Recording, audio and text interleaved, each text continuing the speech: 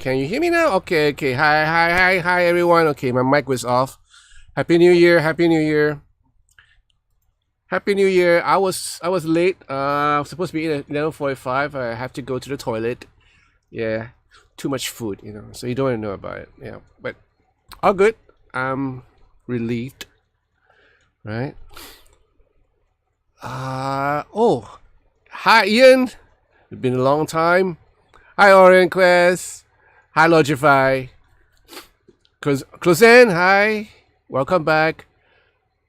Is this a Russian name or I don't know how to pronounce your name. So sorry, but all the best to you. Happy New Year, Chris, David. Hi, Rudy. Hi, welcome. Kevin. Yes, Kevin. Any more sound? There is sound. I hope you're there. Hi, David. ¿Cómo está, David? Semperi. I thought you'd be very busy at the end of the year, right? So a wonderful New Year ahead for every one of you. May the Lord bless you. May the Lord keep you safe. May the Lord provide for you and your family. May it be a year where you get to do the things that you've been longing to do for a long time. But at the same time, may it be a year that you are able to help people out too. So I bless you in the name of Jesus for all that. Great New Year ahead, everyone. God bless. Yeah. Hi, Jay. Hi, Timothy. Have you tore out your ass yet? It's so cold in Canada, right? Yeah. I've been looking at pictures and I'm going like, my God, that is cold. Yeah, I know. Yeah, it's good to hear, David. Yeah. How are you doing, Jay? It's been like, my God, like 25 years, 20 years since I last saw you. How you guys doing? In a 5 minutes time, we're gonna celebrate the passing of 200 or 20222, 2023. There'll be fireworks just about a couple of km from here, like maybe about 2 km from here. Yeah, I'm not gonna watch. I was planning to go for a ride tonight. I was thinking of going for a ride around 11:30, and then ride on to the next year early morning. But yeah, after the pizza that I just had, I just thought, I'm not gonna do that. I'm gonna relax and spend time with you guys. So I decided to stay back. Oh yes, we must do coffee, Jay. Yeah, next year, which is like 5 minutes from now. So, oh, raining for 2 days. Oh, that's strange. I thought it would be like you guys are like having like blizzard and stuff like that. You're having rain now. Oh, that's kind of weird. I tell you, this weather is like going bonkers. Oh, breakfast, lunch, and dinner. Yeah.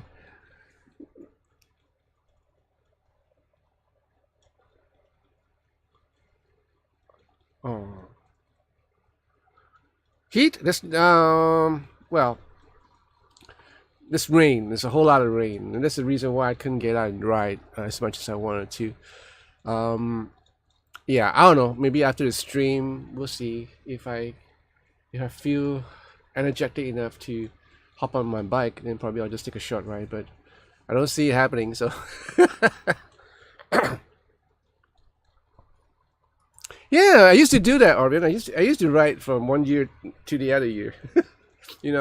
From one year to the next year. So it was like it was stupid, but it was fun. And to mentally, that you're riding across the new year. So yeah, but nah, I don't know. We'll see how. Hi, old man. Hi, Dennis. How are you from yesterday? Yes, that's right. You guys are a couple hours behind us. Yeah. Yeah, we're gonna do the countdown here if we can. Oh yeah, I have a timer here. I think I have a timer. Do I have a timer? Yes, I do have a timer. Where's this timer? Stopwatch. No, I don't need a stopwatch. I just need a clock, actually. Okay. Right, so if I can get this to go on digital, it'll be fine. No? No digital? No? Hey man, this ain't happening. Alright, so we have 11:57, 3 more minutes. Hi, Cool Tunes. Wow, you still have 8 hours to go, Ian. I'll let you know what's happening next year when we pass. I'll let you know 8 hours from now what to expect. You gotta celebrate twice.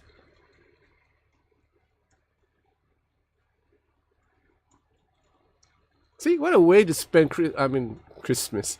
What a way to spend New Year's Eve among people that I know and love. Yeah. Actually, I was like contemplating on like watching all the Star Wars episode 7, 8, 9. Binge watch them, just pass through the year. I started on 7 with my son, Luke. Yeah. And yeah, I just kind of no, I'm not gonna binge watch this episode 8 and 9, probably have a live stream. I told my wife, I said, I'm gonna have a live stream. And she said, okay. So here I am. 10:57 a.m. Wow. Oh yes. Too bad I don't go to the lottery, and the lottery is very different from the ones that you have. Too bad I can't help you. Alright, so let's see the digital clock. Okay, 11:58 now. Alright. So what's up? Okay, I'll talk to you later, Sue. Jay. After the countdown. So much catch up to do.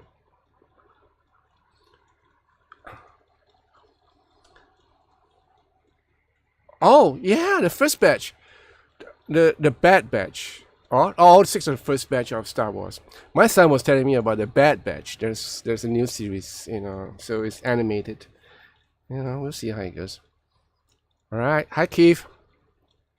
When the international deadline and still couldn't get a date, there's no woman here.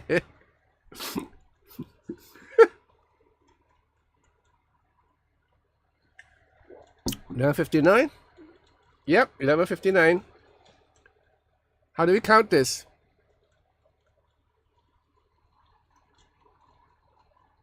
Okay. 10, 9, 8, 7, 6, 5, 4, 3, 2, 1. Happy New Year!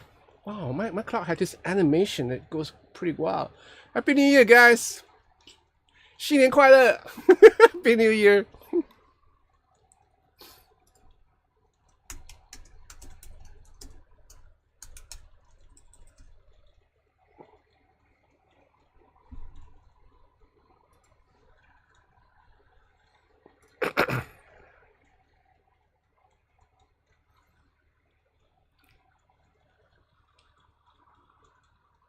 Quite amazing. It has this animation of fireworks and everything on my watch. It's just like crazy.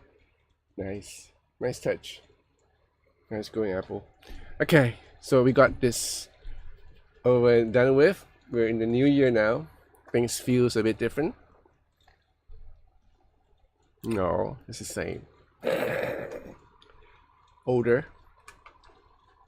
A bit more tired, I guess. But nevertheless, filled with hope, I guess. Hope that things will be better.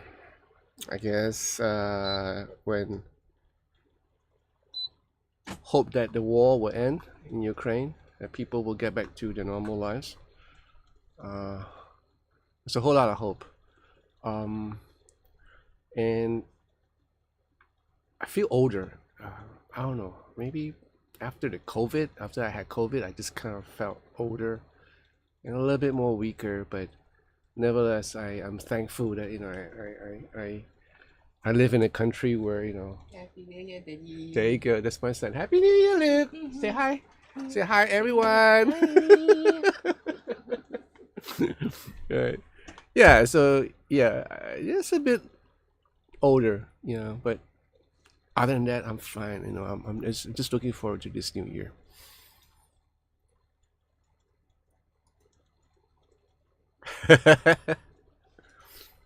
Bourbon. Oh yeah. And no, I'll break out something else. But after I finish the coffee, right? So I'm gonna get my dark Asahi beer. Yeah, I thought I better finish it before it expires. Jay, you have an excellent, very cool. I'll get a number from Daniel and text you. Sure, Jay. Take care. I'm slow. Still 14 years till I get there. Still 40 hours. You guys are all slow. Bagel, thanks, John, for some really cool videos this year. I really like the Sire guitar videos. You're most welcome. David, difficult question. What's better for you, an amp boosted by a pedal or distortion from the amp itself? Interesting.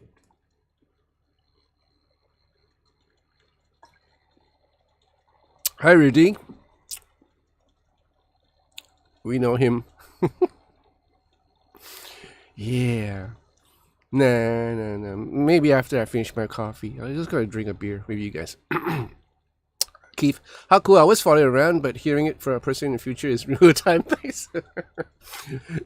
Jay Alexander, hi.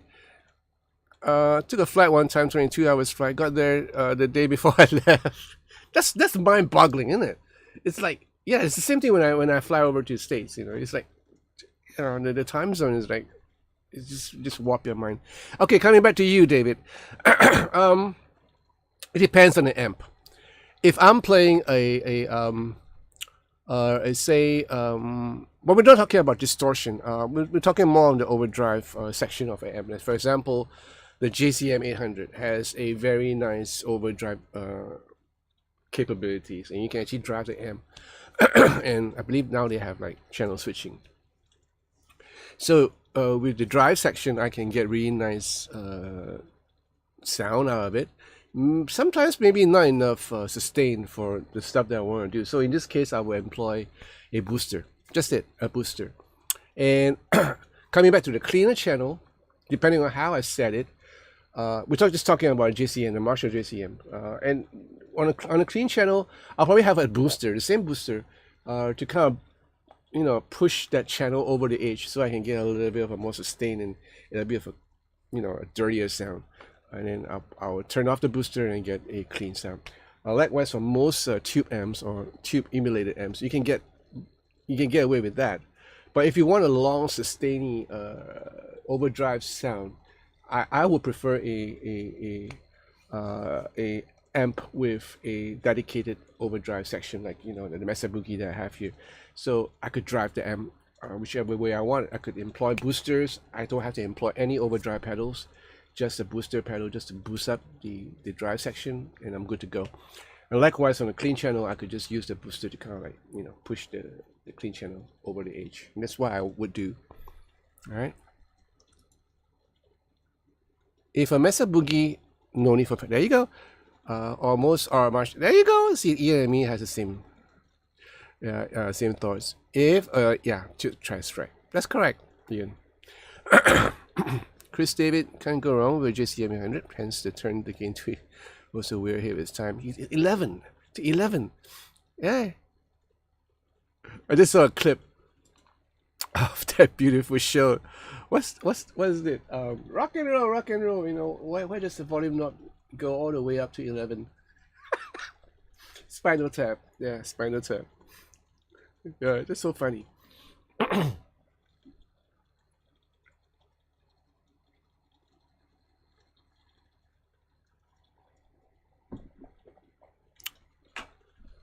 Hey, so let me know what are your plans for this this coming new year. Clausen, is it recommended?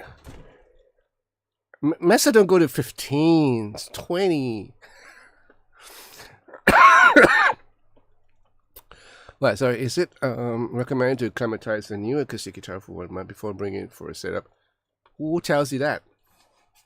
I heard someone told me this just recently about a guy who came into the shop and wanted to fix his action, and he said he went back to the shop, and the guy in the shop told him that he can't he can't do anything to his guitar until it's climatized for a month, and that's just BS. Basically, it's just down to a trust rod adjustment. So no, I don't think so. Unless you live in a really weather extreme country like the States. Our couple of our brothers here are in, like, you have coast to coast, different humidity and stuff like that. Yeah, maybe you leave that guitar in the case for about a day or two, and that's all it takes. Not too long. Yeah, acclimatizing a acoustic guitar doesn't take a month. Did you say a month, right? Do you say a month? Yeah, a month. No, it doesn't. It doesn't. So that's just BS. Rudy stumbled upon your channel a month or so back while looking for a guitar. I've played for close to 20 years. Wow. Decided on Maestro. Oh, you're the one that messaged me. So you're the Rudy. Yeah. I didn't reply because I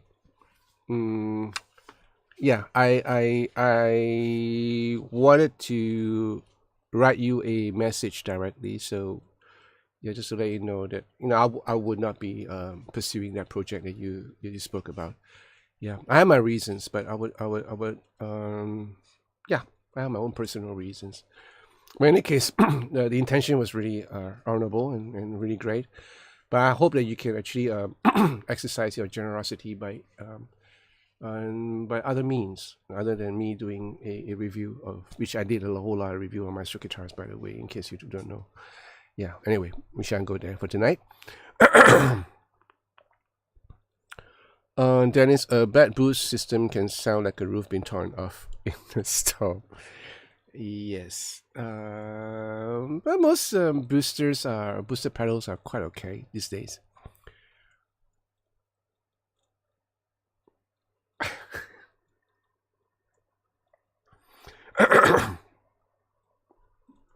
Hey, thank you, Keith. Thank you for that. I plan to steal as many John is too loud licks as I can. Well, go right ahead. I don't mind. Not much licks to steal away from, you just go, just knock yourself out. Okay. Sure, Rudy, I hope you understand. All right.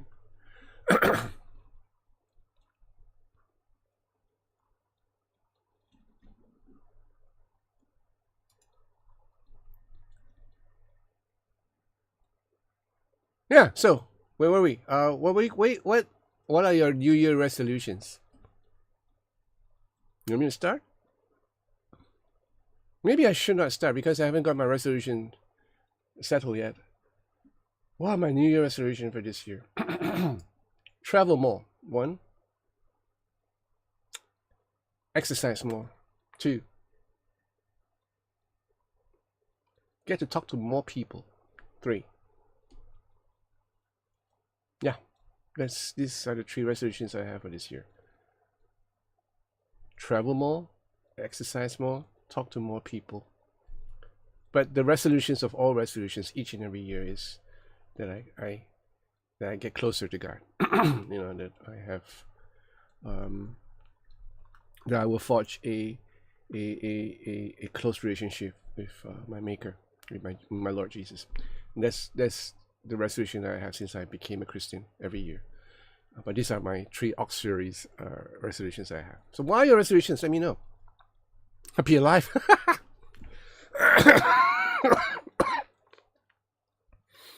Be alive. 4 more years. Well, that's a good resolution, Dennis. What else? What else do you have in mind? Ian, no resolution. I dislike making promises to myself that I know I can never keep.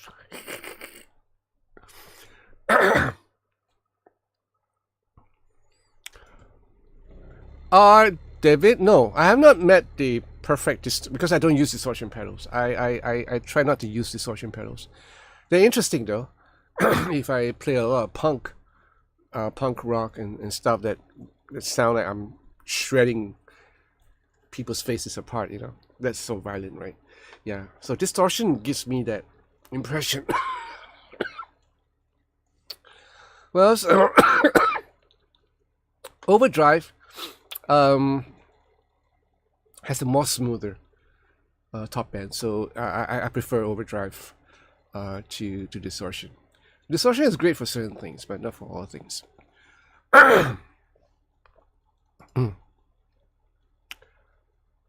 Crozen, do you teach of any recommendation who to learn? I do teach. Sorry. I'm all choked up by the presence of you guys. Now I got a cough going. I don't know why I have a cough going. Is it because of the pizza that I had? Guess so. Yeah. All the oil. I do teach. I only teach on Sundays. But I'm going to spread it out depending on the... I have a couple of new students that came in, so I might just have to spread it out into 2 days, like Saturday and Sunday. Yeah.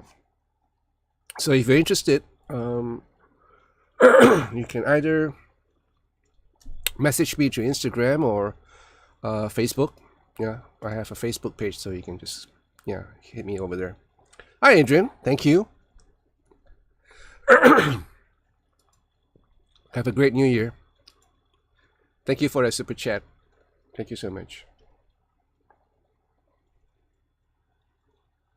Oh, fat freak.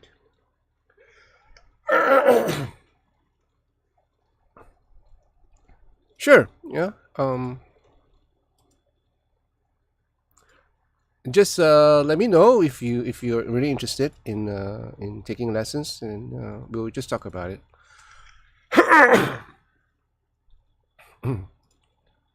Oh, really, Orion? That's great. That's great.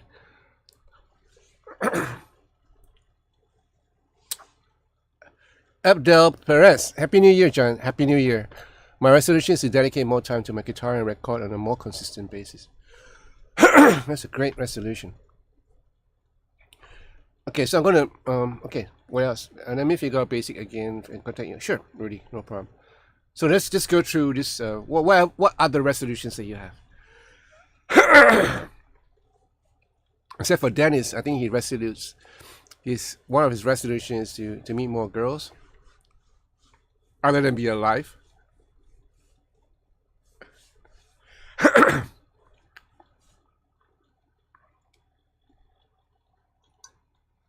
shouldn't have been drinking coffee. Coffee is costing me a lot of phlegm.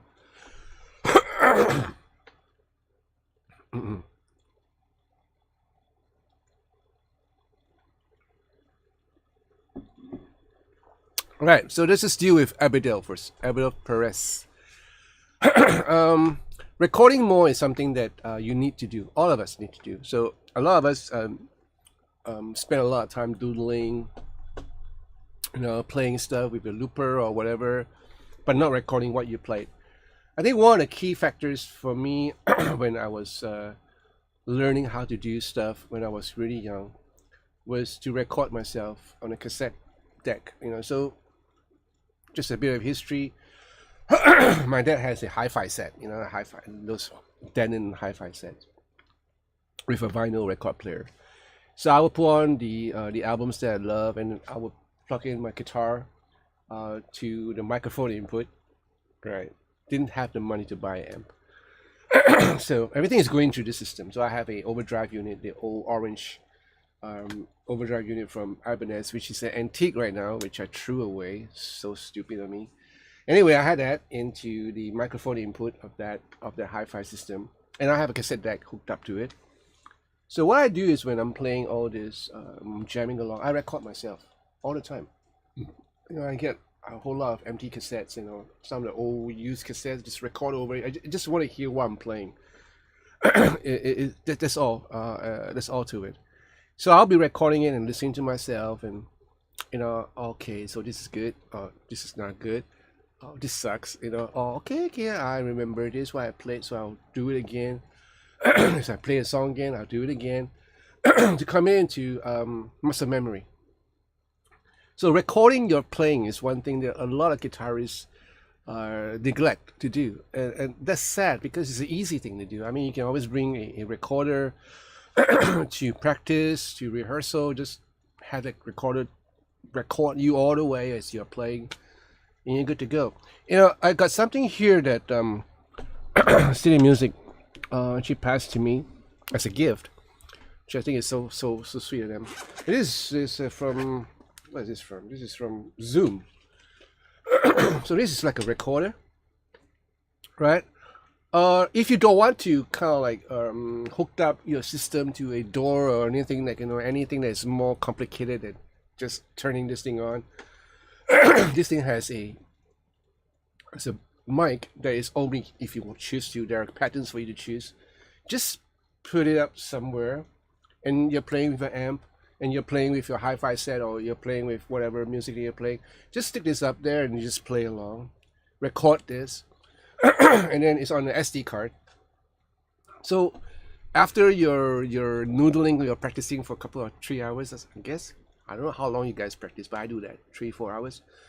And then come back to the computer, stick in the SD card, listen to what you just played, and analyze your playing. So one of the key things to self-improvement in your guitar playing is analyzing your playing, and finding out what works and finding out what does not work. So that's a great resolution that you have. So I will ask you to, okay, so what?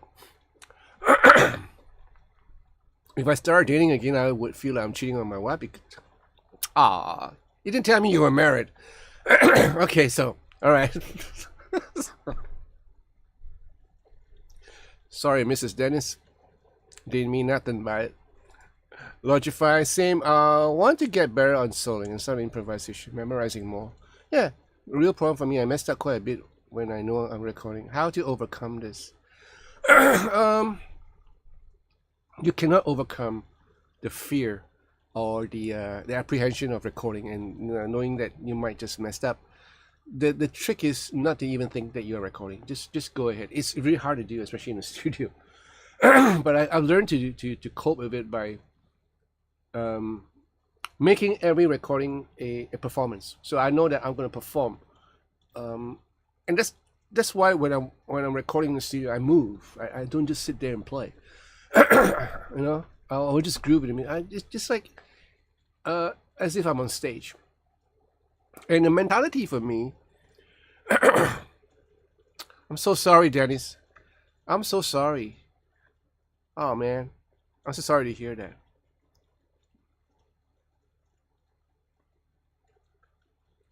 Must have been bad. It must have been hard for you. In any case, I don't think she will feel that you're cheating on her if you have someone on opposite sex who is interested in you, if there is any. But anyway, yeah, just like what Ian says, sincere condolence to you, belated condolence to you. We didn't know. I didn't know, Dennis. So sorry. Bad taste. Hi Bear, Happy New Year. Yeah, so like I was saying, Orion, treat every session or everything, or when you're recording, just leave it on and you can just play again and again. But the mentality, what goes on in your head, is what is the most important. Just treat it as a performance. And my take on performance is that when I'm performing on stage, I know I cannot screw it up, because if I screw up, it's going to be there all the time, because the fact is that the audience probably would not even notice, but you will notice. The artist will notice. Your fellow band members will notice. So always make the effort to get it right the first time when you're performing.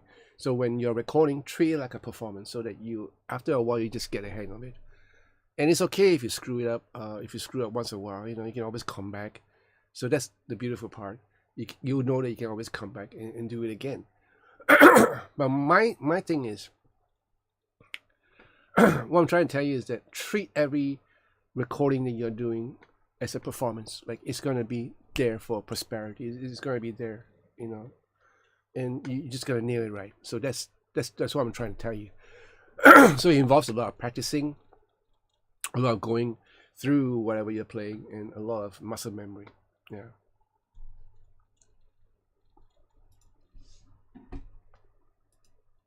The Zoom recording units are great. Yeah, they are. I've used a couple of Zoom H2 recorders for acoustic guitar recording for years. They are great little units, very good microphones. Yeah. David, just trying to achieve the Larry Basilio tone on my Zoom G5. It's so difficult, just losing my mind. You're probably going to find out what Larry Basilio is using, and I don't think she's using the Zoom. And her tone is really I don't think her tone is hard to get. You just need to be how should I put it? You need to understand compression, and of course the amp that she's playing through. Like, you know, what sort of overdrive unit she's using. Is she using a additional overdrive unit or just the amp? I'm guessing that she's using the amp's overdrive section, and there's a whole lot of compression at work. So something to think about.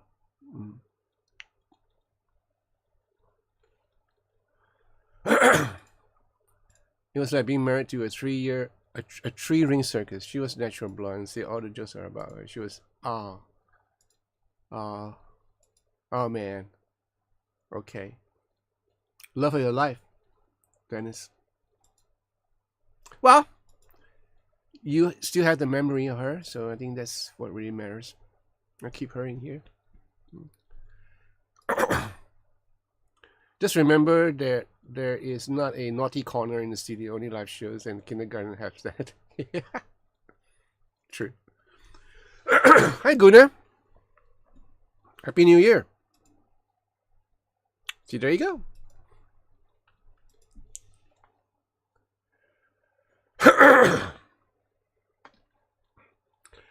Abidal Perez, you create all your backing tracks when you're demoing products, or is there a subscription service you recommend for back? No, I don't.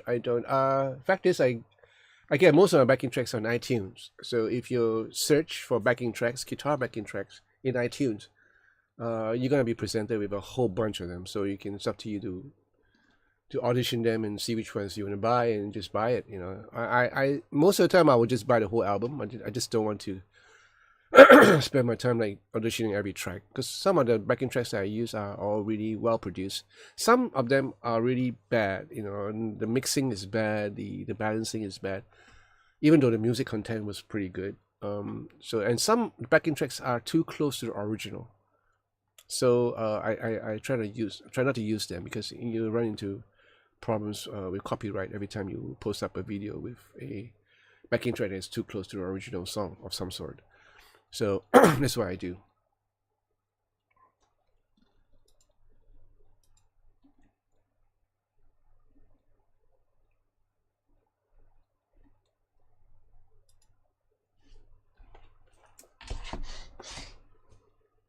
Uno momento.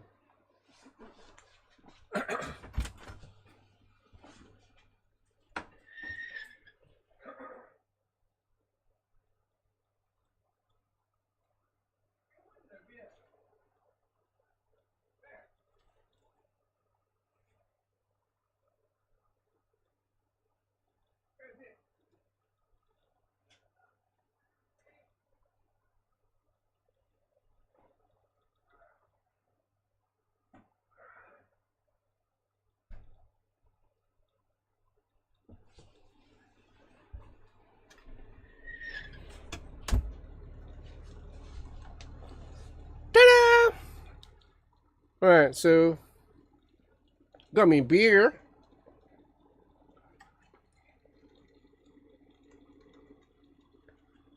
Nice. This is the dark beer, so it's not like a stout, but it's one of the nicest tasting beer that I've tasted in a long while. Happy New Year, guys! Cheers to all of you. Again, may the Lord bless you for the coming New Year, and may He provide for you and your family. May He provide safe journey mercies to wherever you're going next year, and may He fill you with love and peace. Cheers.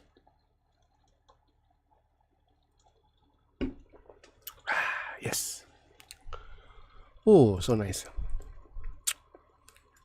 And there are some YouTube channels specialized. Yeah.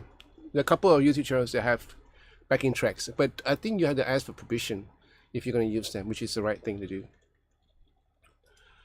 Ian, it's a good practice to record your own backing tracks as you're purchasing instruments and not business practices. But once you are comfortable doing that, it is too time consuming. Rudy, do you have you tried the pickup system by Double? No, I have not. G. Alexander Myson, hi. Cheers, Ian. Rudy, it seems to make a normal acoustic guitar without pickup to be a trans acoustic one. Oh no, I haven't tried that yet. I've heard about this new thing from Arabex, which is like a like an IR loader kind of thing for you have to capture your sound of your guitar, and you know you have this little it's like a little unit, and you go through it. It's from Arabex, which I think is quite interesting. But I don't see a lot of people using it, so I don't know. Bear, we're having a few neighbors over there this afternoon. Soup on porch. Wow. Tucson is blue skies and sunny and cool. Burp. Nice. Tucson will be nice at this time of year, I think. Yeah, blue skies. But yet some of those guys in New York City have it bad with a blizzard and everything, so it's quite scary. How are you guys holding up in England? Is it raining? Is it raining every day?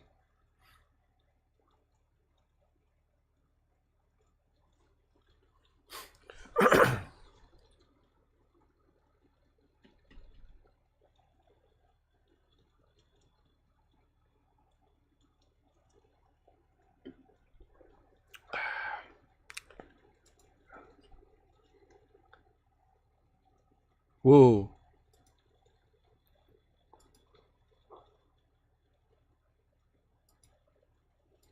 All right, Ian. Take care. Have a good time.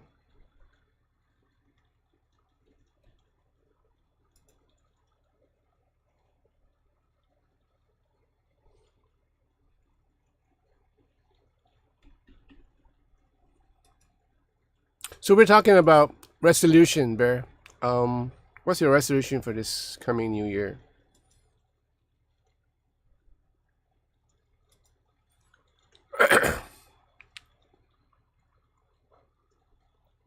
Time passes by so fast.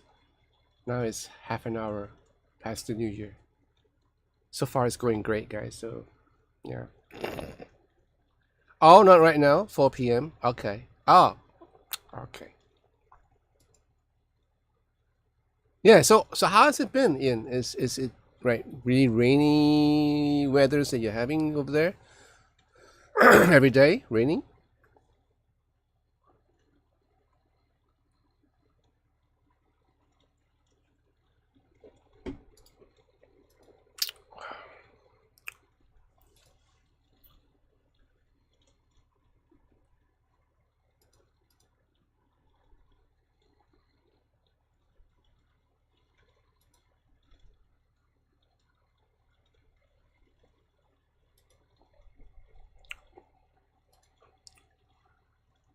Cold. Sometimes a bit of the sun. Well, nice. It's not too bad.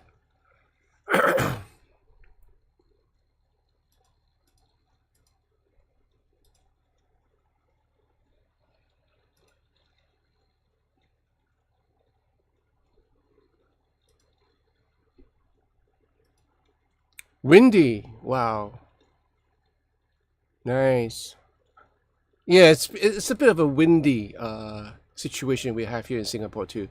Light breeze, nice cooling breeze, which I totally love, especially when riding. But because all this wind will follow by rain, which I don't like, especially when I'm riding. Crozan, my resolution is to be able to do solo and do own recording. Oh, cool. That's a nice resolution to have. David, how do you set up the time on your device if you use tap tempo? Well, just tap it. Again, it depends on what you want to do. If you're into the edge, you're gonna have like different time signature for all this ping pong stuff that the edge does. For me, I don't do that, so I just set it. What do I set it? Quarter note. Sometimes a quarter note. or 8 note at one, but not mostly. Like, I don't usually do 8 notes. I would do a quarter and a whole note, so that I could just bounce off between these two.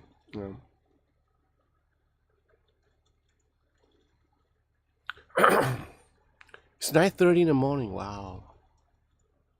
Yeah, I know how is it like. 9:30 in the morning. I would be there 9:30 in my little guest house. I will be brewing up a cup of coffee, and it will be a chilly morning out there. I have my cornbread. I was sitting on the porch, yeah, watching the hummingbird flying over and over a bunch of flowers, and nice. I always have good memories in Tucson. I don't know why. Ahanaf Islam. Hi from Bangladesh. Happy New Year. Trinity Ludus TV. Happy New Year. Happy New Year. Dennis Lim just got an Enya Nova Gold Carbon Fiber acoustic guitar. Oh, okay. I did. So you got it from Davis, I presume?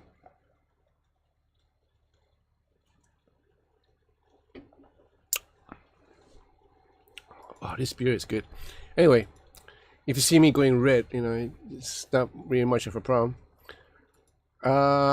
Trinity, you have been giving me massive gas for a Sijie and also Saito. Should I go for a Sijie or save up for a Saito?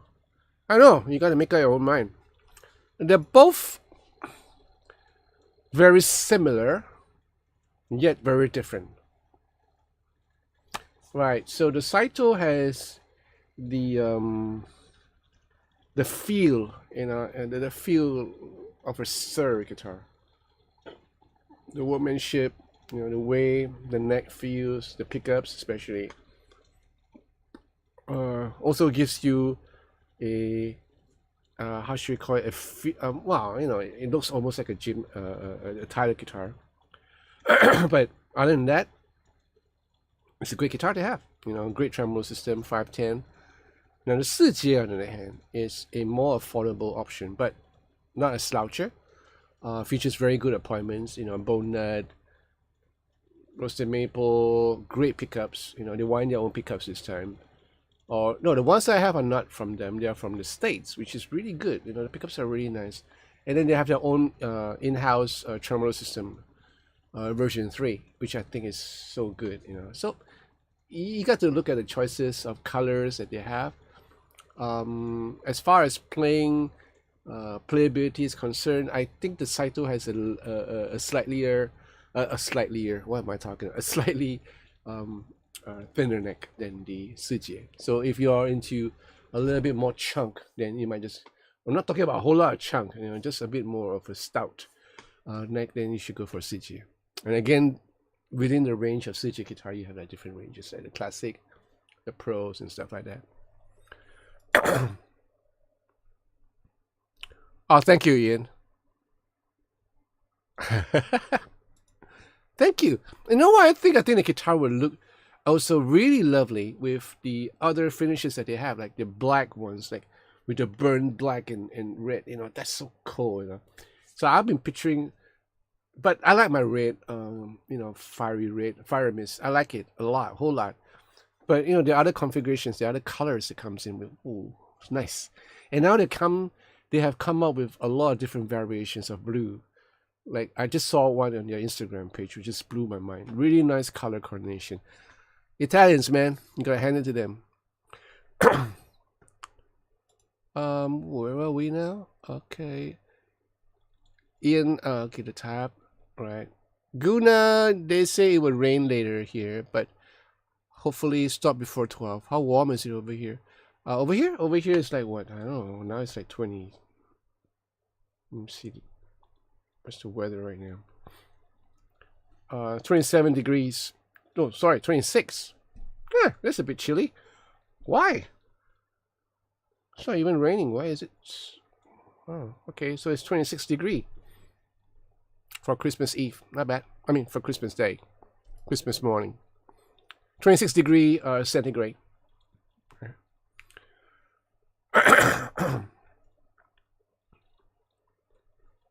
Oh, well, okay, where are we now?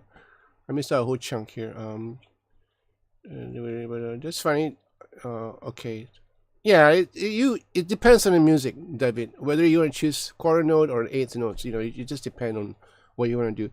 I do a lot of ballads sometimes, so if I do ballads, I would like choose quarter note, sometimes a whole note, or sometimes a quarter note and an eighth note. So pan, yeah. So you will bounce off one another. No, it should not. You should have a true bypass. It should not affect the tone of your gig, of your rig. Sorry. Don Egelan. Nice, interesting name. Happy New Year, John. Greetings from Seattle, USA. Just want to ask, which one do you prefer between Paul Addy versus Sir Strat style? Thanks for your review. Very helpful. For me, okay, I'm going to be straight with you guys. It's not because I have my signature model from Paul Addy, but to tell you the truth, the Sirs are really good guitars, but I prefer the Paul Addys. Other from the fact that you have this unique body wood, this chestnut 150. Other than that, that's the the novelty of it. Other than that, the pickups are really good, and the neck plays like a dream. So that's the reason why I love the Paul Addy guitars. Ever since the first time I play on one, it just feels right, and somehow I think the Paul Addys are really, really something if it has a reverse headstock. Now, coming to that, I would recommend you guys, if you go to have a guitar, whether it's a Paul Addy or any guitar with a reverse headstock, make sure that the headstocks, the tuners are all staggered. Staggered locking tuners, so that you can take out your string trees if you choose to, and not have the string tree ruin the whole look. That would be so cool. And I'm going to talk about string trees later on, and probably ask you questions like why, stuff about string trees. But that's why I think. This is my thought, Bear, my sisters gave me a tenor ukulele. Oh, so sweet. Where did you get it from? I know, Bear, that there's this shop in Tucson where they sells all the folk instruments like banjo, ukuleles, lap steel, mandolins and stuff like that. I know there's a shop there because one of my friends brought me over there to take a look.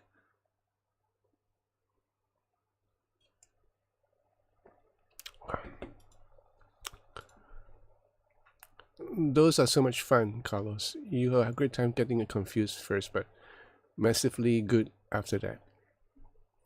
Gas is expensive for musicians and photographers. Yep, been there, done that. Rudy, may I know what's the brand of the beer you are drinking? Asahi.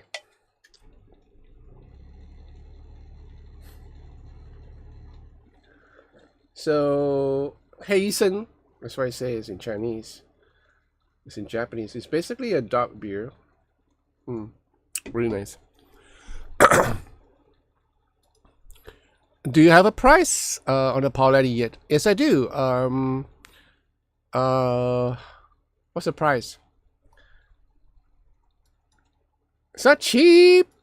Hold on. Let me get you a price for this.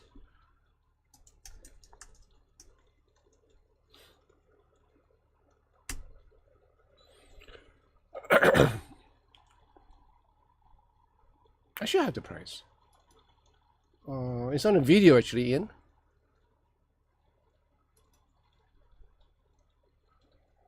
Give me a second.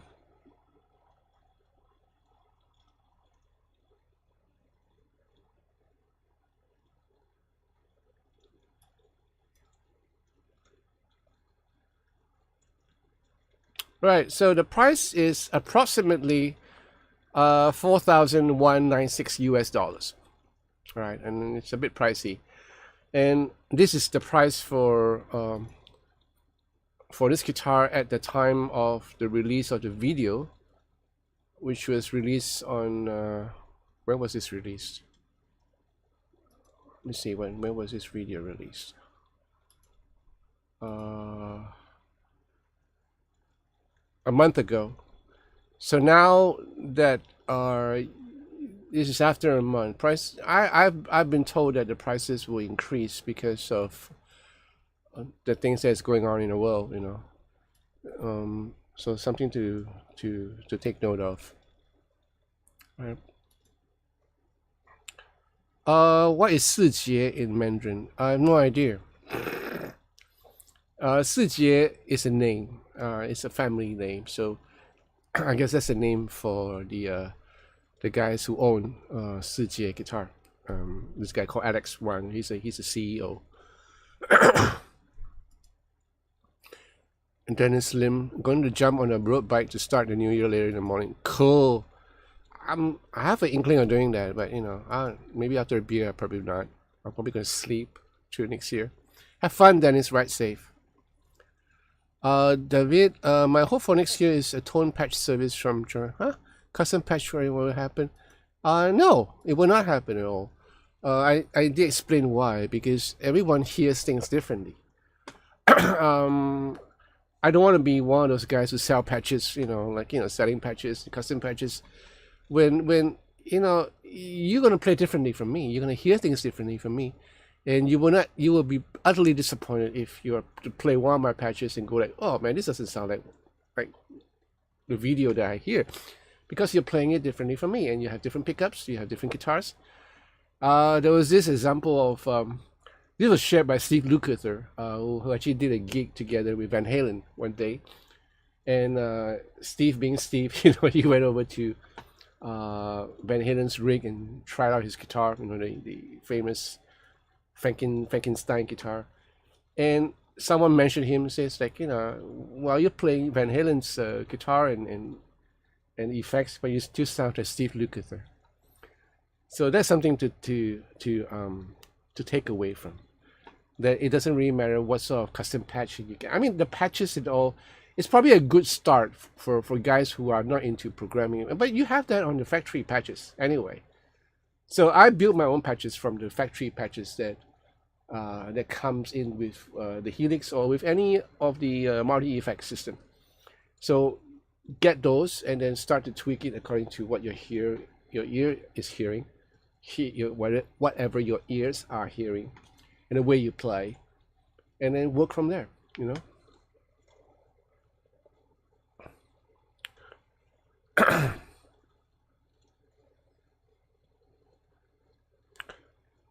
Oh, okay. They got it from. Okay, they got it in the guitars. I went to Guitar Center, right, and I was a bit appalled at the condition of the guitars there. I didn't expect it to be to be that, not well maintained. Strings are rusty, and stuff like that. So, yeah. Anyway, Isaac, interested in getting a Corona Modern Plus from Korean Music School website recommend. Do you have any idea how much is shipping? I have no idea. Check out with them, email them, and find out from them. Right?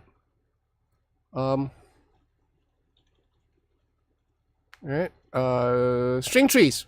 Relax, John. Breathe deeply and recite string trees can be a design novelty. I looked at Pauletti's site, but it just said apply for more details. Well, in which case you should ask your friend to apply and email them. You probably can get a better discount. I don't know. So coming from the fact that this is Italy, you probably save a lot on shipping.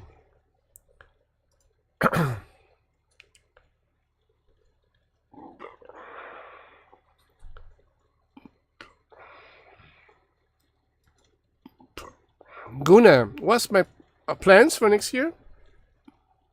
I've said that I hope to travel and play more on stage. Well, my resolution is to play more or travel more. What are my three resolutions? I forgot. Travel more, talk to people more. Yeah, basically that's in a nutshell. Make some more music. Yeah, that's my resolution. Oh yes, and I actually wanted to come out an album, my own individual album, which I've been holding on for the last 2 years. I wanted to do it during the COVID period, but I guess COVID period is more or less gone and done. I was thinking maybe I would try and work on my album come next year. But we'll see. Logify, I also love the Strats from Pauletti. Yeah, they're nice. They're really nice. Bear, I bought a loaded orange Fender body and compound radius neck from Mighty Mike. I have fun putting it together. The neck is 9.5 to 12. Nice. Nice. Dennis, if you want to create a new track, follow some bear track. When you find a bear, I guarantee you may sound very new. Yeah, a lot of screaming involved, I guess. Get me out of here! I was just watching a little clip on Reverence. You know the movie Reverend, where Leo DiCaprio got attacked by that bear. It was so cruel. You know, it was like scary. Hi, Francis. Happy New Year, Francis. Dennis, do you have your own signature sound when you play? Like, I can identify Lee Red 9 or Larry Carlton a mile away. I know, I hope I do. Some people say that I do have a signature sound. You know, sometimes, because I do a whole lot of recordings for the Taiwanese music industry back in, well, say from the late 80s all the way to mid 2000. So I played in countless albums, and sometimes guys will say, "Oh, that's you, right?" And I go, "Yeah, that's me." So yeah, I have a signature sound, I guess. Gunnar, tell me if you need some help with your album. I'll release. Cool. Nice.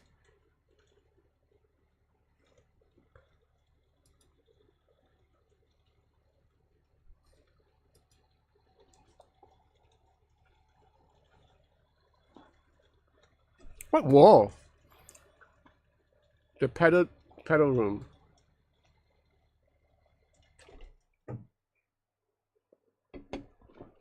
Jodix.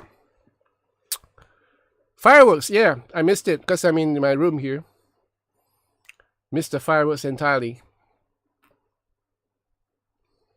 I wanted to head out to the place where they had the fireworks and cycle there, but it's pretty near my place. It's like 2 km, 2.5 km from here. But my wife advised me against it, says because it's going to be so crowded. I said, okay, I'll do a live stream instead.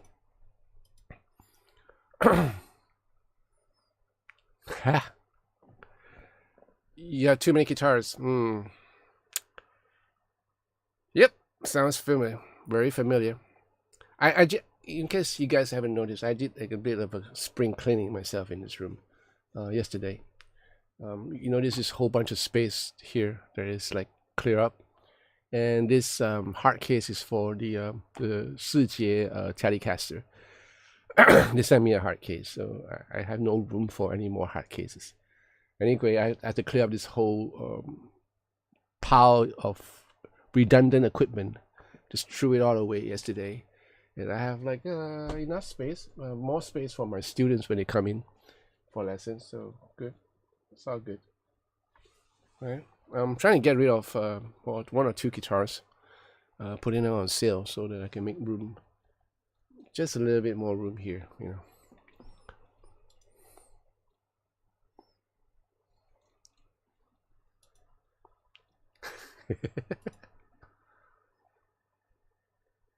Yeah, that's the thing about cases. You cannot hang cases. So cases like this, they take up a whole lot of space. I have a lot of cheap guitars. My heart is unhealthy. David, I'm trying a new gauge, 9 to 12. 9, 12. Oh, this one provides better balance and tension. Have you tried before? Yes, I did. I'm not into 9s because I'll break strings. I'll break the 9s so easily. Yeah. Again, I'm not in my pajamas. It's nearly 5 p.m. here, so yes.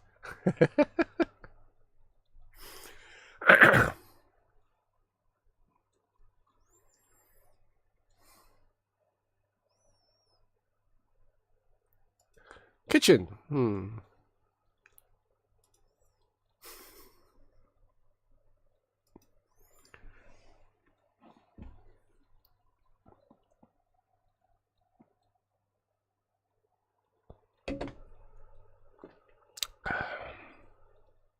Hey, Hey, I'm going pinky now. Am I getting redder?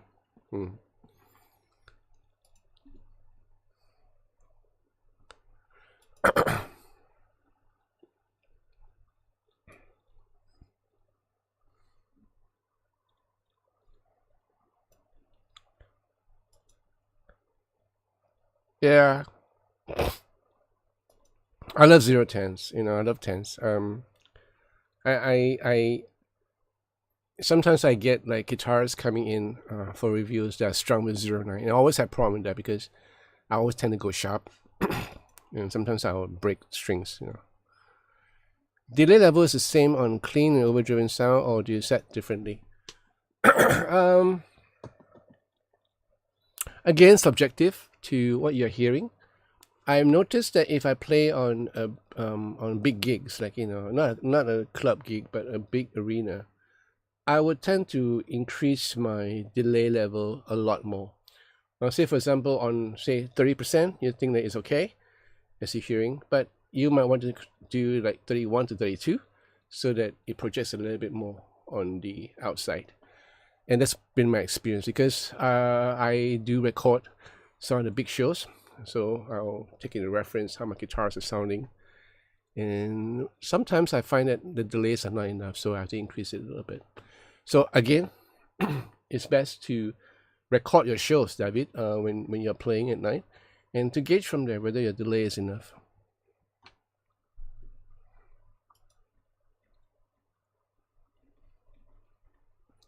So we're talking about resolution, Francis. What is your resolution for this year? Oh, I'm saying this year because we just passed 2022. We're in 2023 now.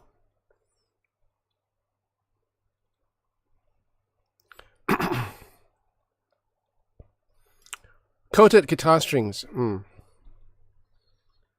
I will not use coated guitar strings and Lexius and whatever for acoustic guitar if I can help it.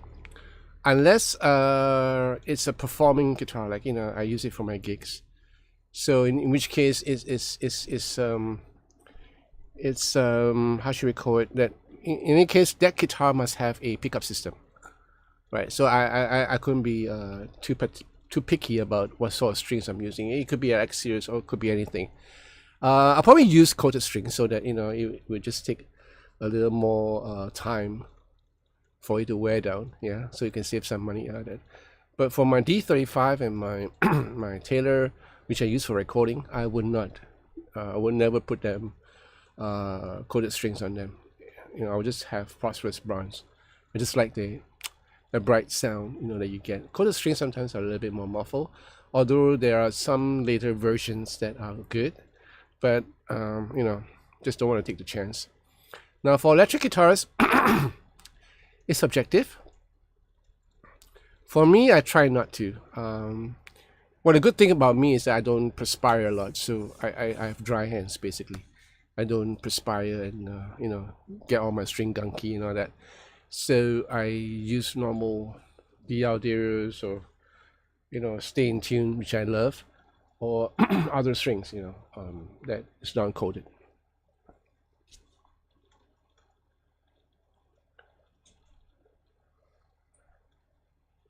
Dennis, I bought some cheap instruments so my expensive ones would quit being so.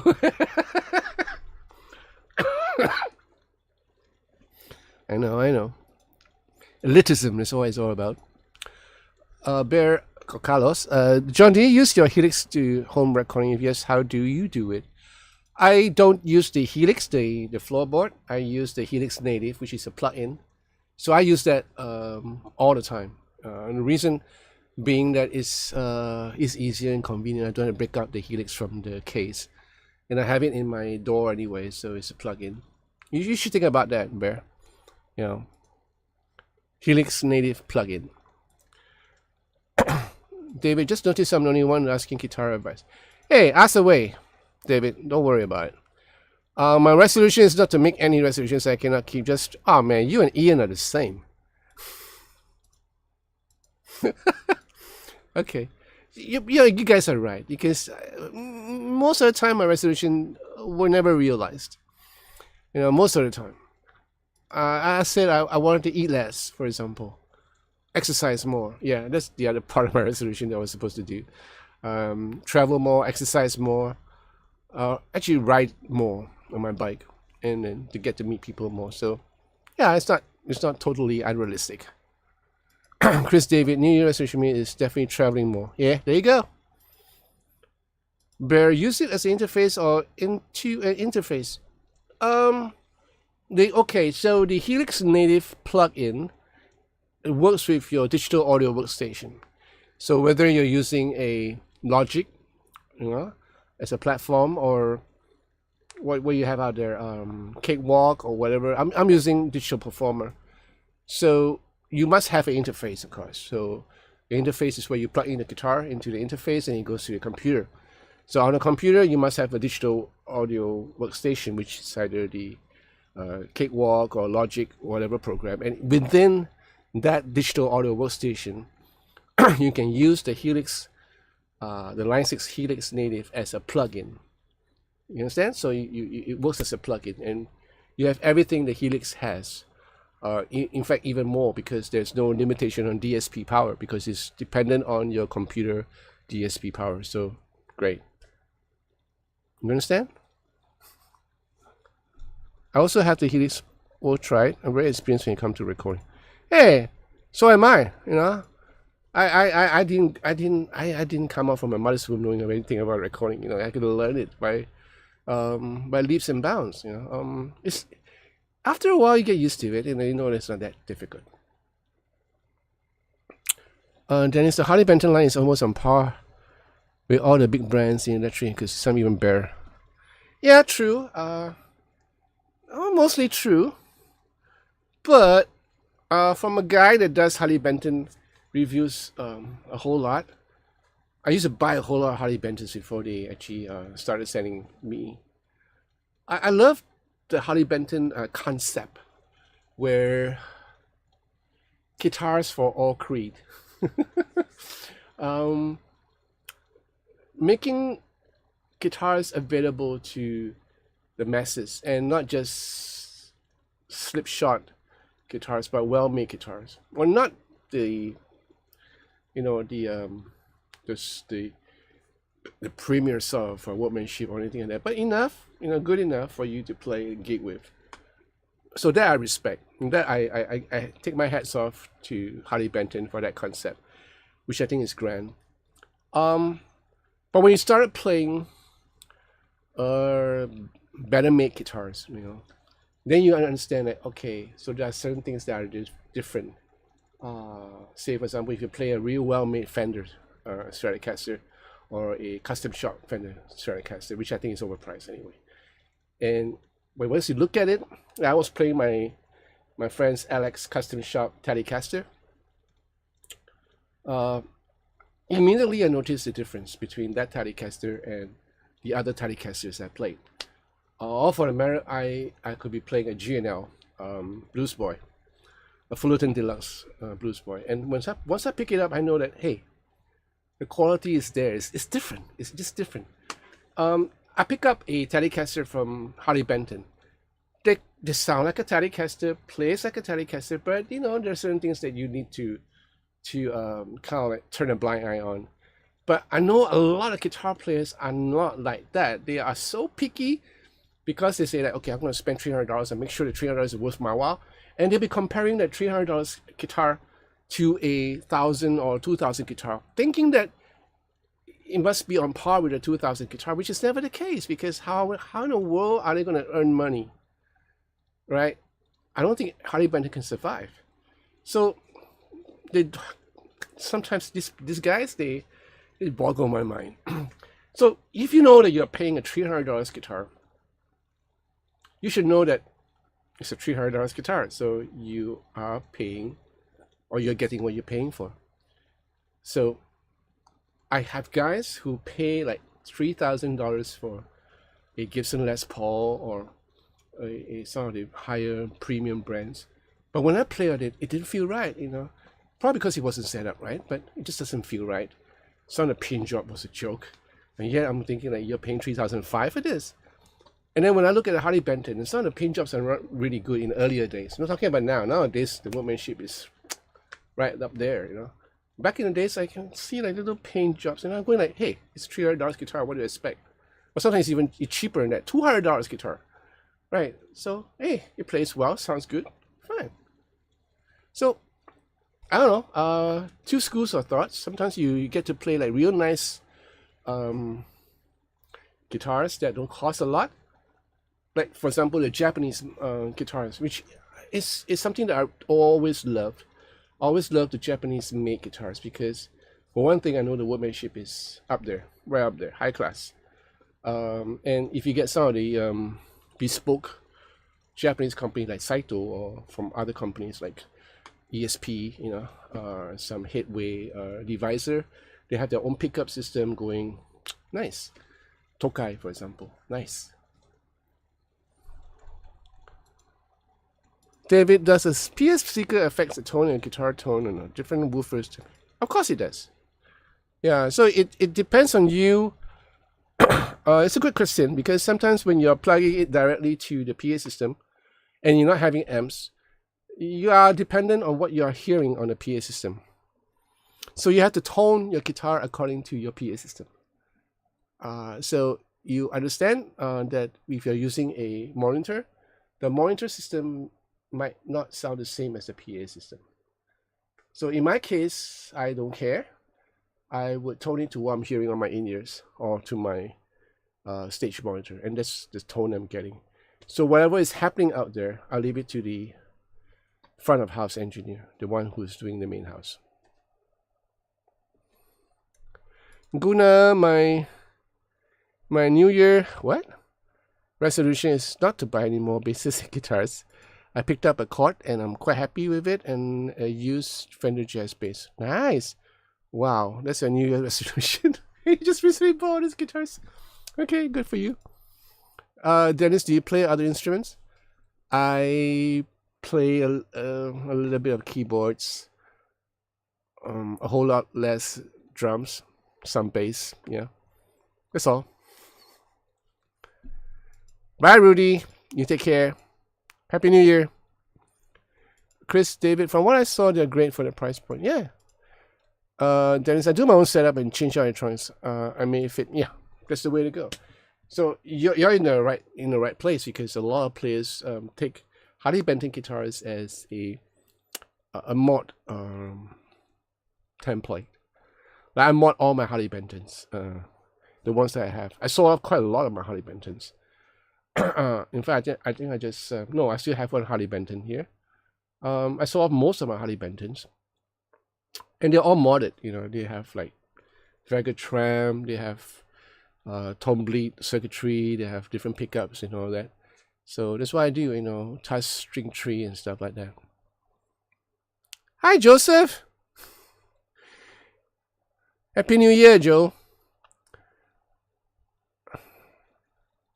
You just came back from the fireworks? Dennis, what do you look for in an amp? So hard to decipher the choices available. I like amps that it depends on what I want. Alright, so basically if I'm playing the club or if I'm working at night, I would like an amp that's loud enough. Depending on what the club is all about, like, you know, what sort of system they are going for. Are they is it a quiet club? Is it a real raunchy crowd or a raunchy club? Do they have in-ears? Do they not have in-ears? So all these all play a part. But in order not to confuse myself, I would just go I am, right? So an amp has to be powerful enough for me to be heard, and not to drown out the other players, of course, but powerful enough to project the tone that I want. And I would choose a tube amp. I would choose a 2-channel amp so that I have choices of channel switching. And I don't need a 210s. A 112 would do, basically.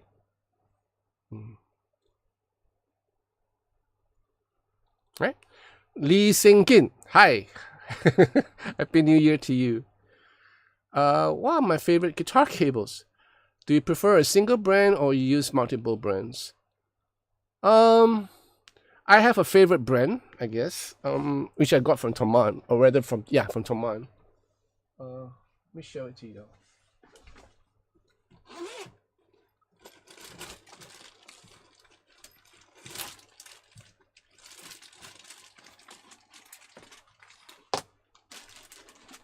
I bought a couple of this. This is a shorter one. This is like, I don't know, 2 meters. I bought one that is like really long, 5 meters or 6 meters. I believe this is from Germany. This is a German brand. What is it called? I forgot what it's called. What's a brand for this?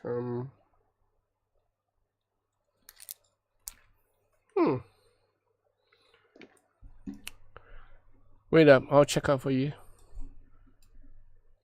Hold on, eh?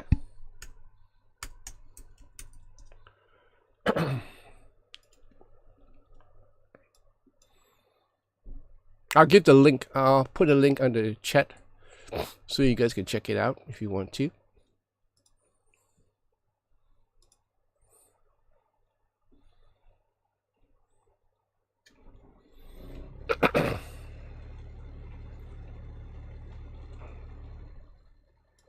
God, I didn't realize I bought so many stuff on Tomorrow.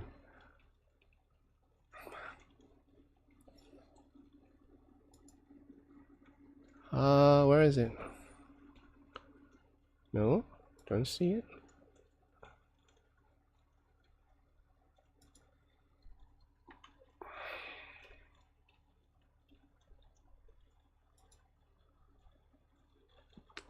There you go. Okay, so what I ordered. No. There you go. It's called a Sommer SOMMER cable.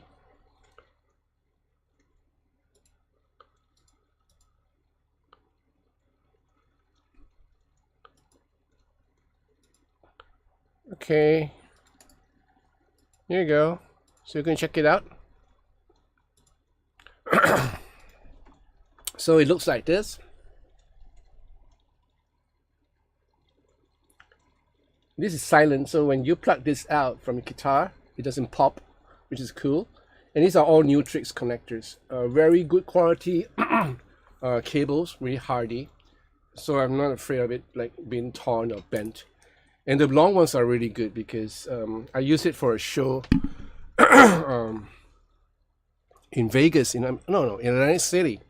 I was trying out my wireless system, which didn't work. So thank God I brought along this 5 meters or 6 meter, same brand, Sommer, and great, worked, no problem at all.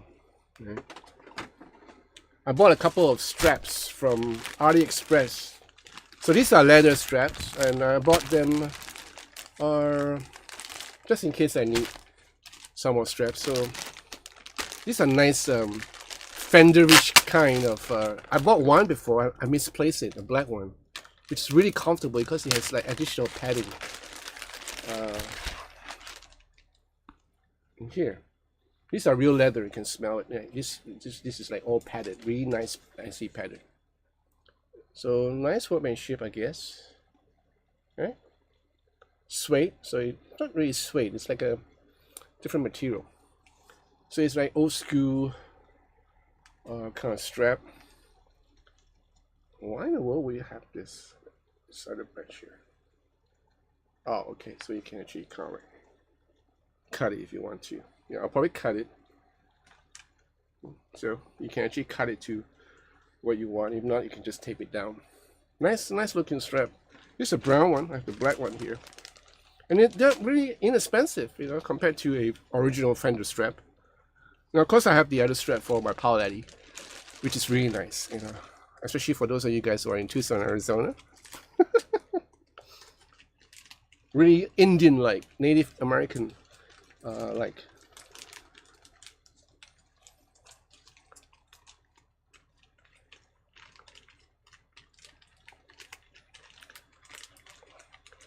Dennis, many thanks for your insight. Mogami 3368 and Nutrix Go Sampler is the way to go, in my opinion, for instrument cables. Yeah, everybody's got their own choice. I used to not be so picky about cables, but then I found out that cables do matter, especially if you're using cables. But when I'm doing like big shows, I don't normally use cables. It's the Sennheiser wireless system, and the new ones are good. Then the new ones that I'm using in my last two shows in the States, they are, I think, if I'm not mistaken, they're from Sennheisers. But the newer versions are really good. They more or less compensate the fact that it's wireless. So wireless system has they're notorious for thinning out your sound. So they kind of like had a filter there to kind of bring back the analog sound. So it's pretty cool.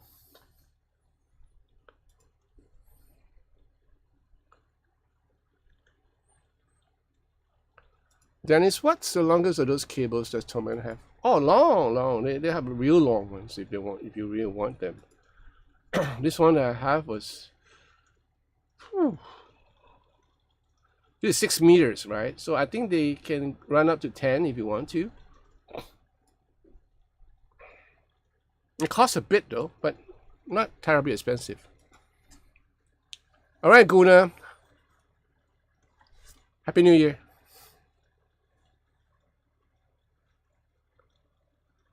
Alfredo Veramontes. Hi, John. Happy New Year. Will you be coming to the States again in 2023? I literally live about 20 minutes away from where you play at Southern California. Missed the show. Oh, really?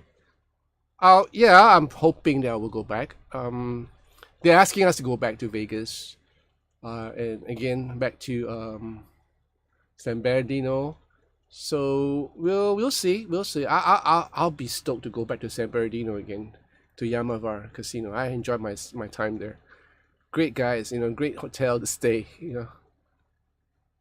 Oh yeah, all these cables are all low noise. They're very well made. Like I said, they have this silent jack here that that prevents you from popping if you accidentally pull this jack off your guitar. But so far, I have no problem with them. They serve me well in my live stream. So when I was doing live stream recordings, I use this with no problem at all. And sometimes when I'm doing recordings here, when my wireless battery went flat, I'll be using this too. And there's no crackling, no additional hum or nothing like that. Okay, David. Auguri. Happy New Year, my Italian brother.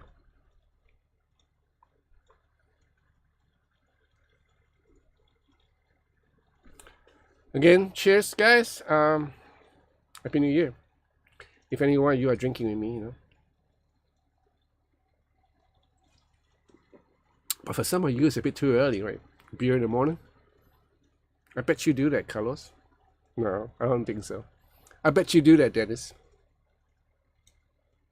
Happy New Year.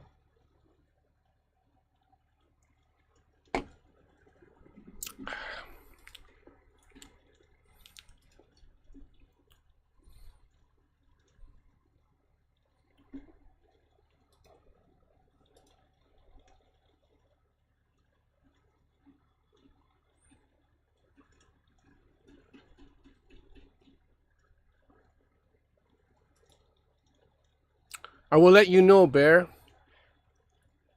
Fact is, if I were to go to Vegas, and if Vegas is the last stop, for example, I would probably head up to Tucson to pay some folks a visit before heading back to LA. Yeah, I was actually planning on doing that for my next trip. If I ever go up to Vegas and Vegas happens to be the last stop or the only show, then I'll probably take a road trip or fly down to Tucson. Pro salut, skål.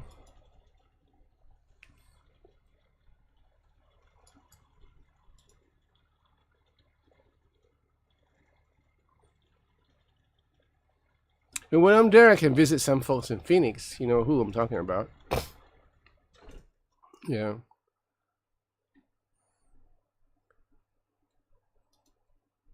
We'll see. We'll see. We'll see. The problem with me is when I travel these days, I get homesick real fast. I don't know why.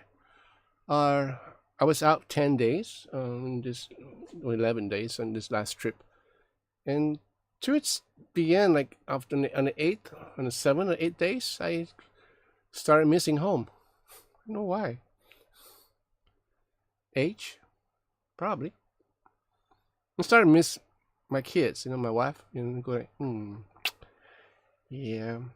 But when I'm traveling with the guys, it's just fun because we do a whole lot of time together. We go shopping together. We'll go out eating together, and we have time. We have lots of fun, going out, exploring new stuff. But this time around, we didn't have a lot of time to go out, like especially when we hit Sacramento. We didn't have time to go down to San Francisco.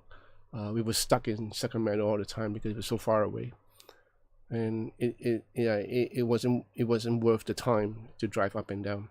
So we were stuck there for a day. But in San Bernardino, it wasn't bad. We went to the resort, to the retail outlet, and stuff like that. So it was pretty cool.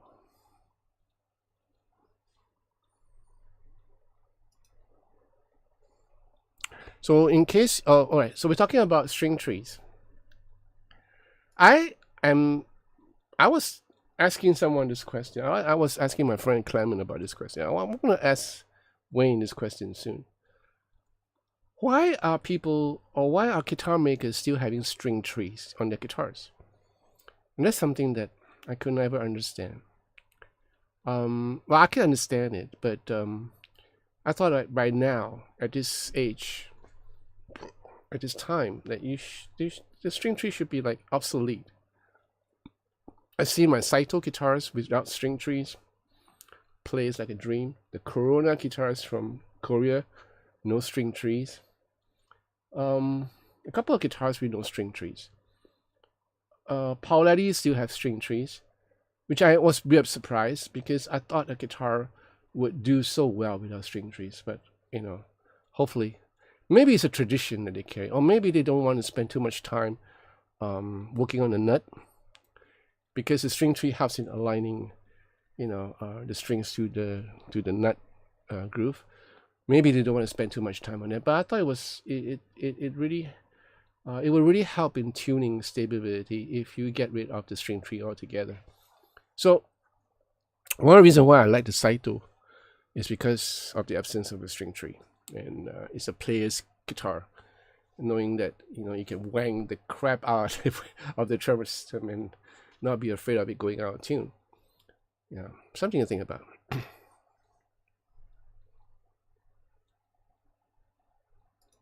Oh, really?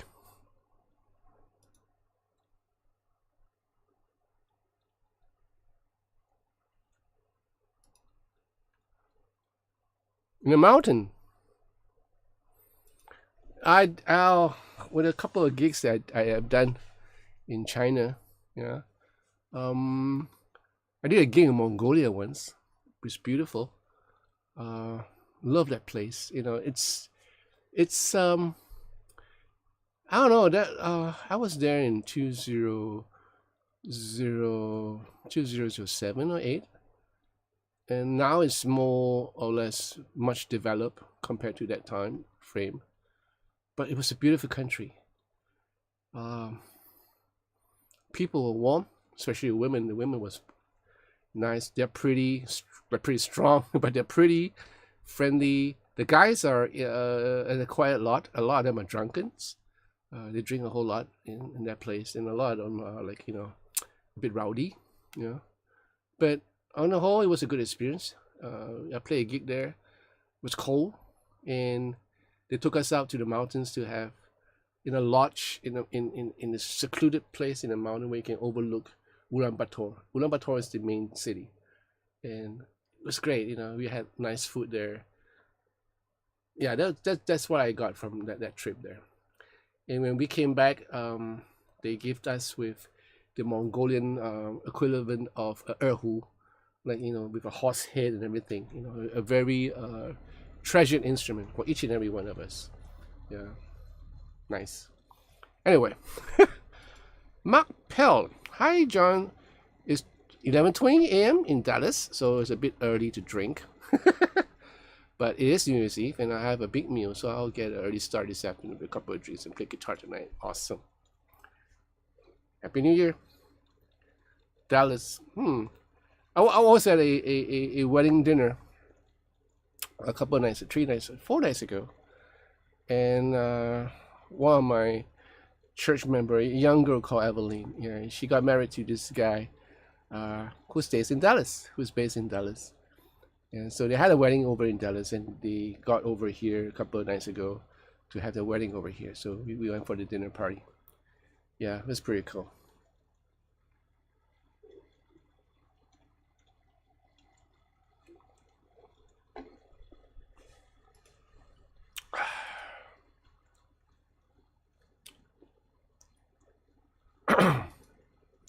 Well, surprises of surprises. This actually took away my phlegm. You know, I was coughing a little bit earlier on. This kind of took away everything, so I'm okay right now. Strange. Didn't know beer can do that. So Orient Quest and Mylogify, what are your plans for this coming new year? Any plans of coming over to Southeast Asia and visiting your Uncle John?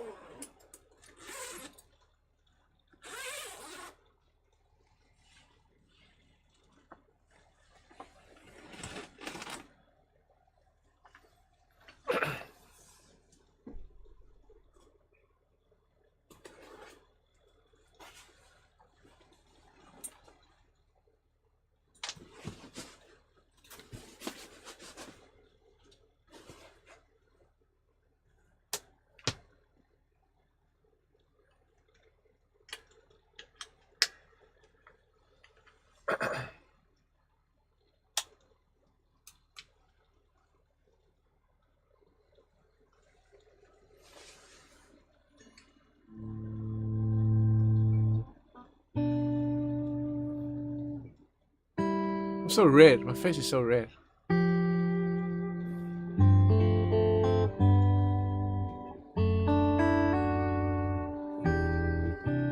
How many of you guys, especially you guys who are Caucasians, do your face go red when you drink? When you have alcohol? Or does it stay really pale?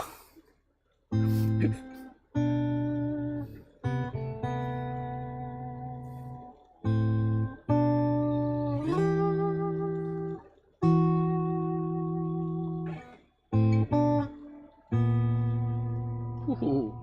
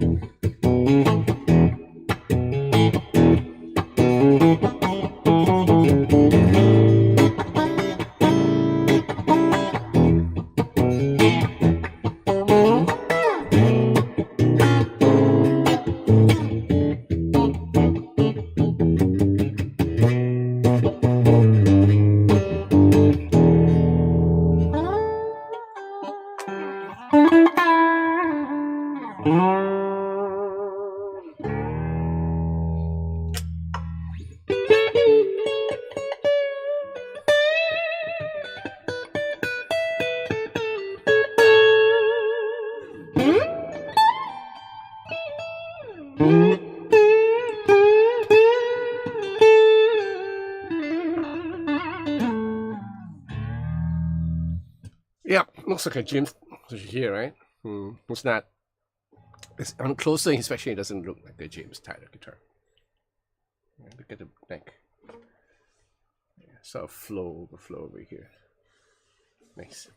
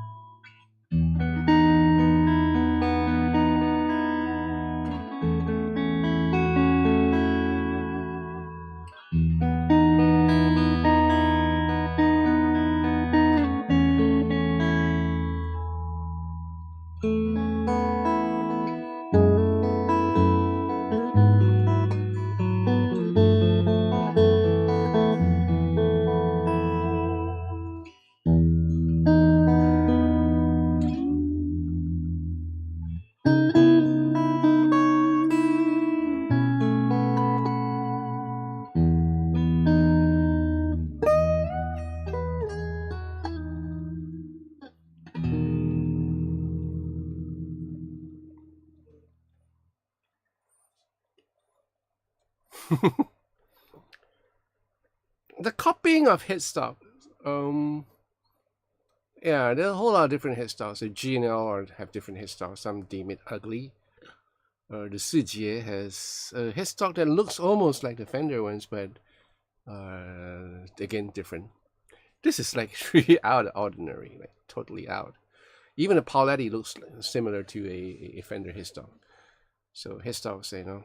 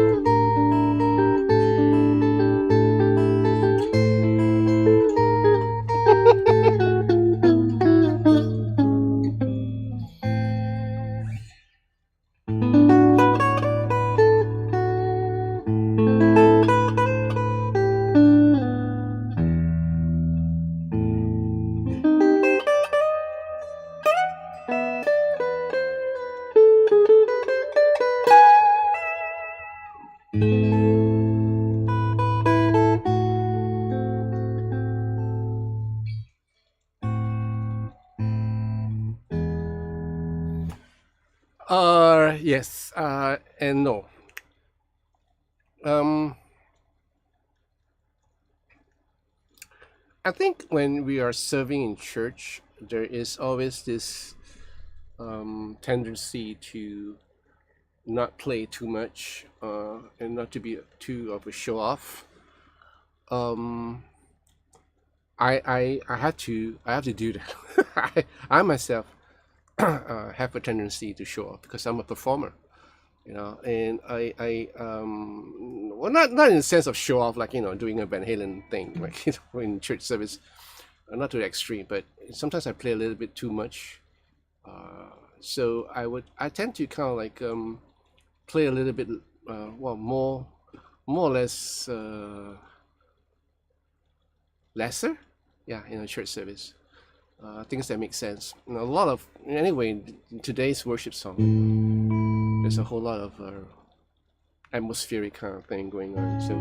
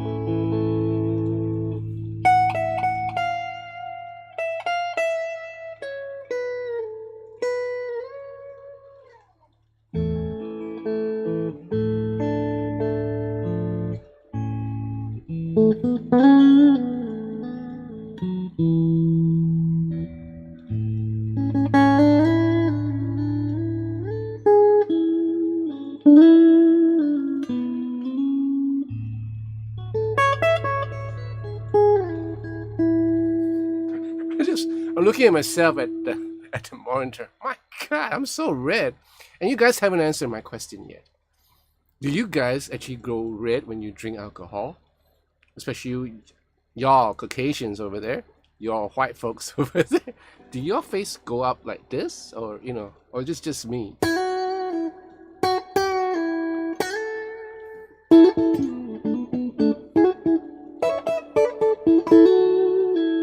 I have a friend, an old pastor, and yeah, he's English, by the way. And he drinks, and when he does that, yeah, his face go like red like mine. So I always wonder, like, is it because it doesn't really matter what whether you're a Caucasian or Asian, or even if you're for different color, that you will go red. So it's always like something that's always been bugging me.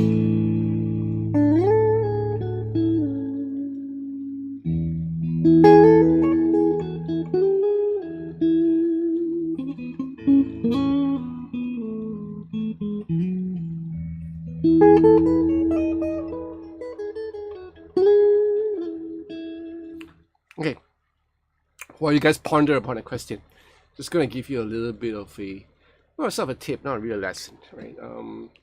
Something that I think I talk about many live streams back, but just to repeat myself again, since you guys have, there's only 15 of you guys here, so it's a well-kept secret, I guess. You turn red with alcohol? Yeah, I heard someone said that the body is trying to get rid of the alcohol as fast as possible, and she was saying that the fat burning stops, everything stops. The whole body is just concentrating on how to get rid of the alcohol as fast as possible, to process it out, and probably this is the reaction of it. So all right, so something to just think about and play along if you want to do what I'm going to show you guys. So basically, take an E chord, right? And then find out what your chord shapes. So if you have an E chord, you'll probably know there are three shapes. Right, it's E. This is also E. Then this is another E here. So this is how you play this E. So basically you have a sort of an A shape here, and then you have like a D shape over here. Right. So from here, if you were to play a E major scale,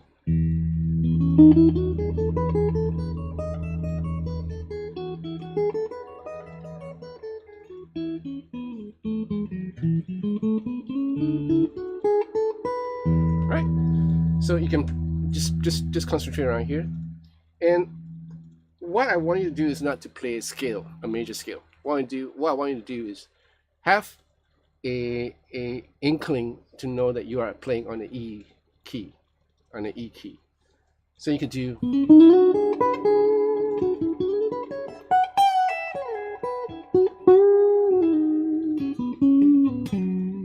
And then you want a reference, hit the E note.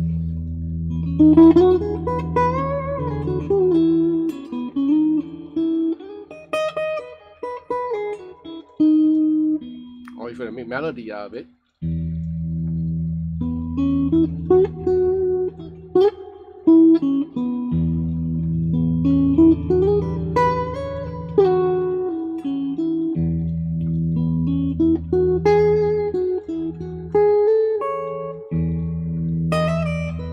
Sorry. Right. So this is how you play on the E key. Now, what I want you to do is to think of it as a D key, a dog.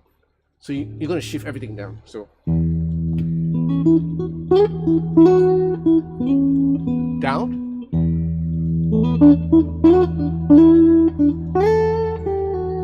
up again,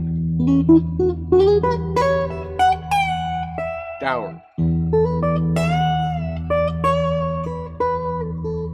down again,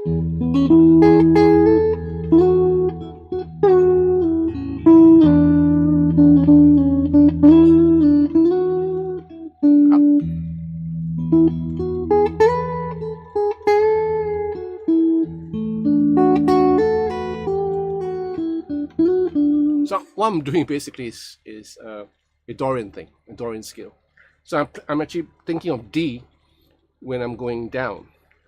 And fact is, the whole mode is almost like that. So you're going from Ionian to a Dorian, to a Phrygian, and then to a Lydian and Maxidanian and whatnot. So it's basically going down. You can try this, and if you try it in a way where it's melodious, you can come up with a lot of interesting things. All right, I'm going to show you some.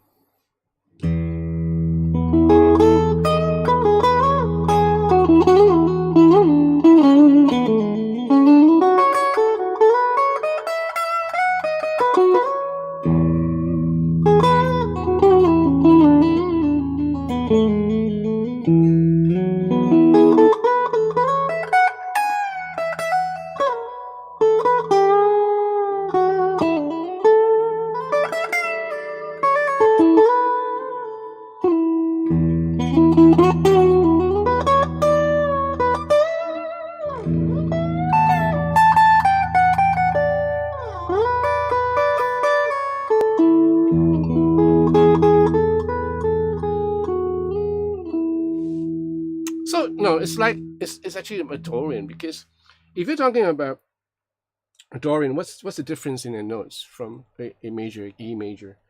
Now basically, you have, if I'm going on a D major scale right now, I don't have a D, but I have an E, I have an F sharp, I don't have a G, I have an A, I have a B, right?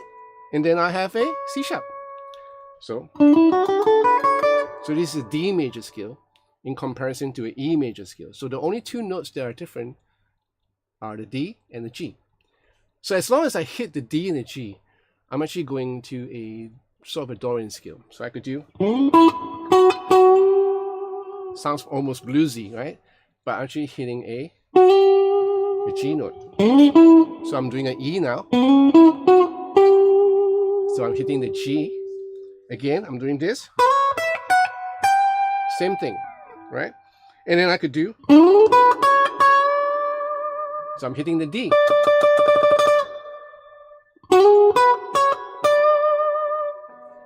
So basically it sounds bluesy, but the fact is this is a Dorian scale.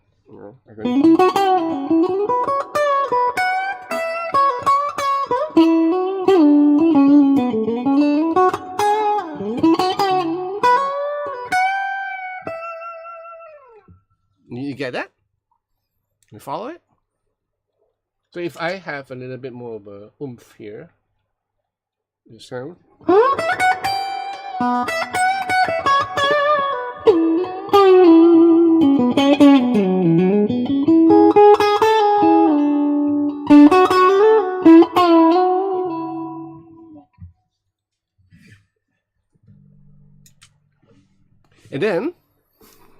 And then from there, you're going to go to a whole Aeonian mode, which is a minor mode. So you're basically a G scale over a E bass, and that's where the full minor thing comes in. Like I could do from Dorian by hitting the G and the D into going all out blues, like all out minor, right? Major.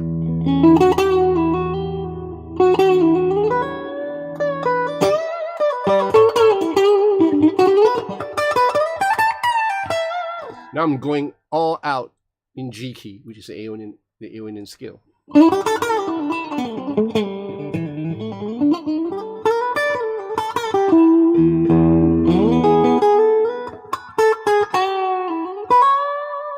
This Dorian. Aeonian.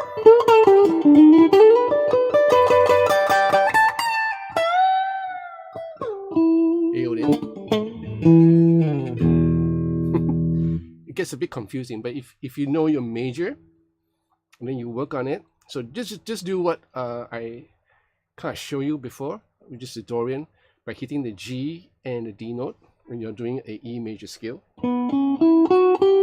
right?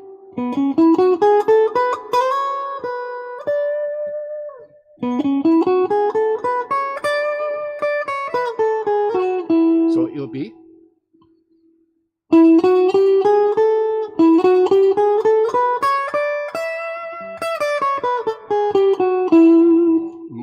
normal E major scale will go. So this goes like. You get that? You get red. Okay.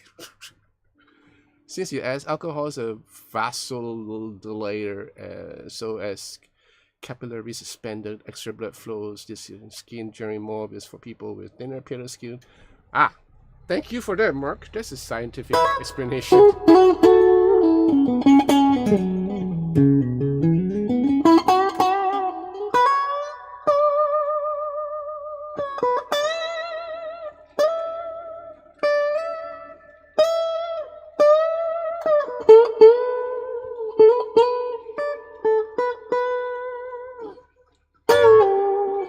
So Aeonian, what's the difference between an Aeonian and a major? So we have G, no, E yes, B yes, C no, D no. So you have three different notes that are different. So you basically have the G, the C, and the D. So if I were to incorporate the C into an E major scale,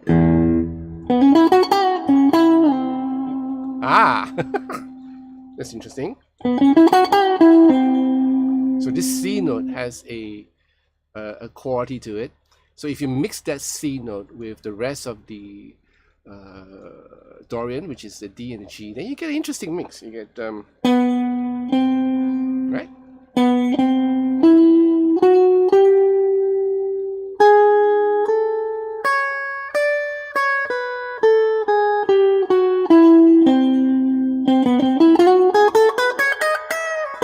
So I could just do.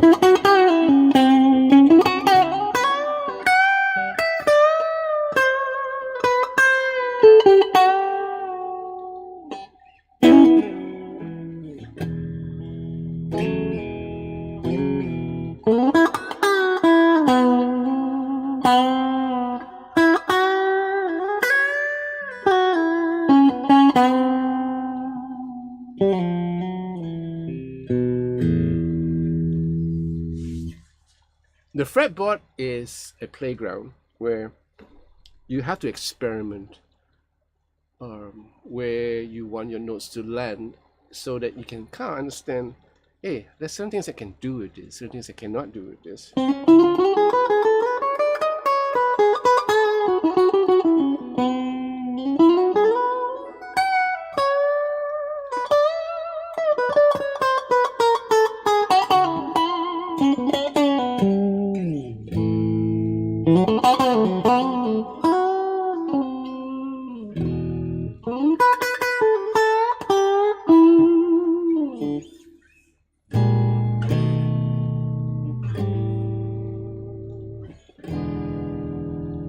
Which one sounds more? The 世界 guitar has a more classic strat tone. This is more of a modern strat because it has more high outputs.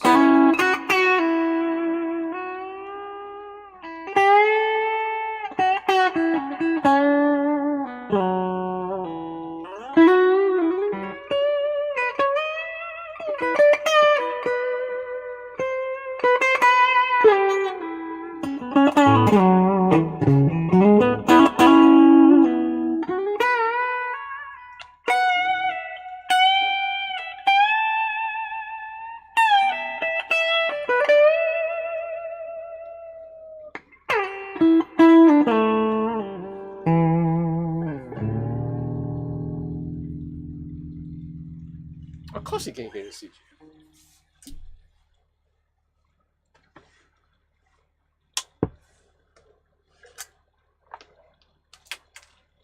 It's a good thing it's not too far away.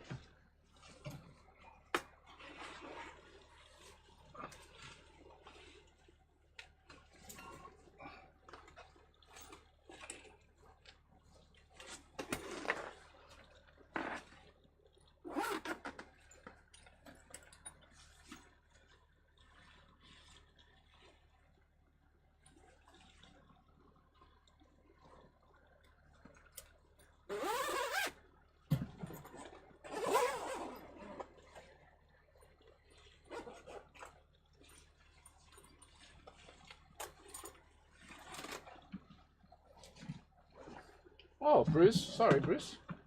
Can I hit you? Ah, poor Bruce.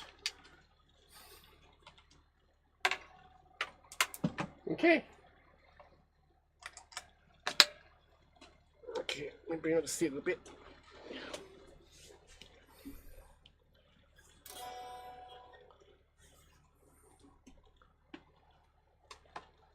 Yeah, that's right. Dennis, you're right. You're spot on. That bridge pickup. Something else. Okay, see, this is a very classical. Okay,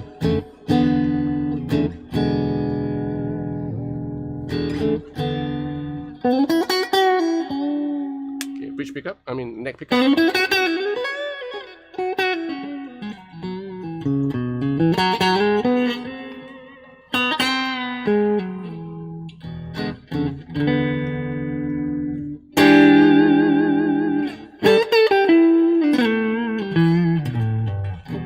There's lesser output, so it's like really clear sounding.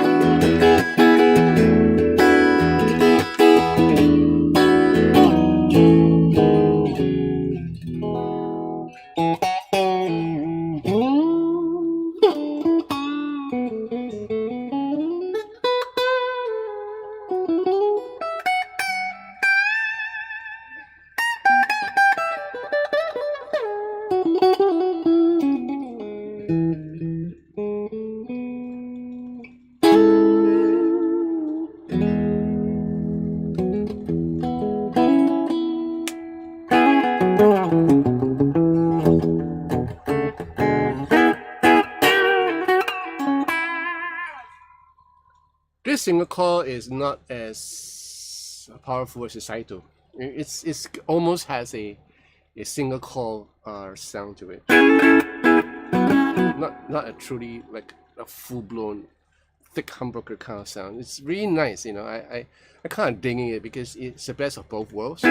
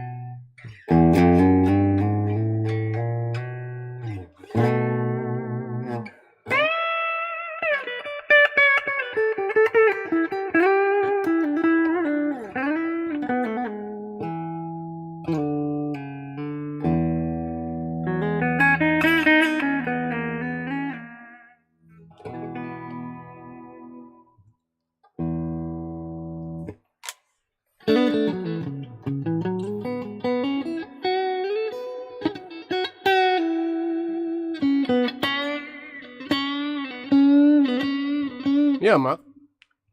No string tree, that's why. This stays relatively in tune too. I have a touch string tree hooked up there.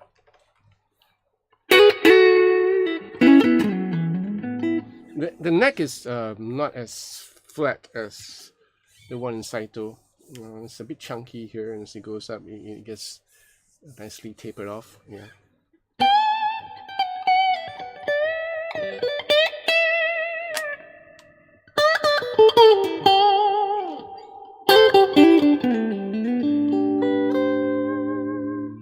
It's a bit out, I think, but not that much off.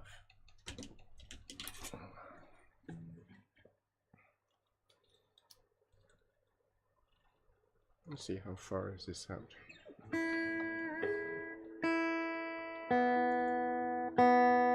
Not too bad. Just a bit.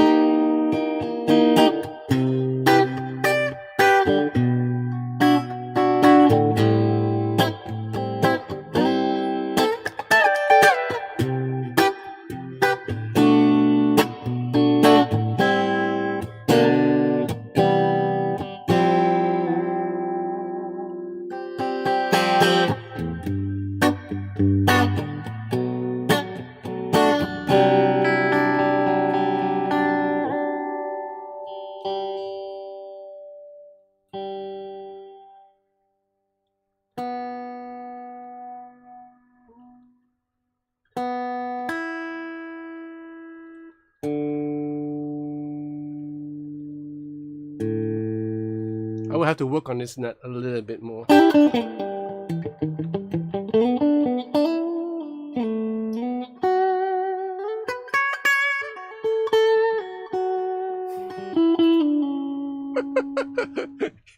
You took the words out of my mouth, Mark. It looked like, yeah, the string trees look like they belong to a fishing pole.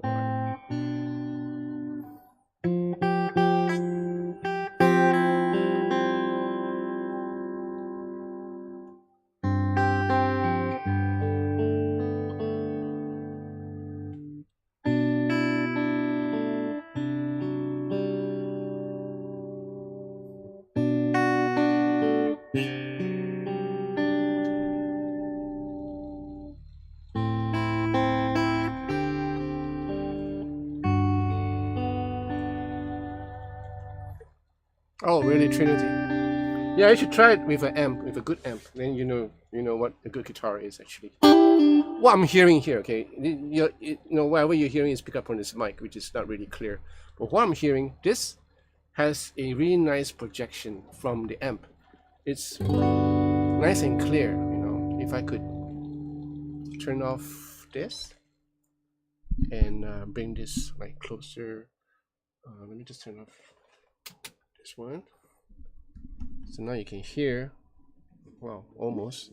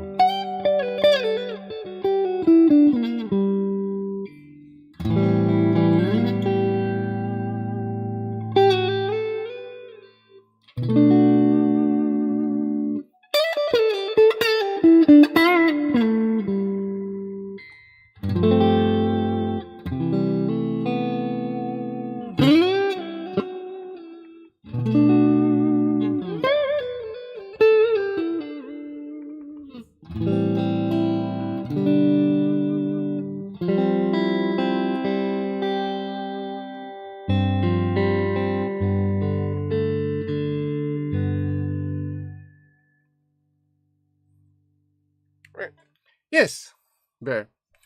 Yes, Carlos. The Nick Johnston also has a very nice sound. The single coil is more of a traditional, almost like this. Yeah. I don't know which one you had. You had the single humbucker or single.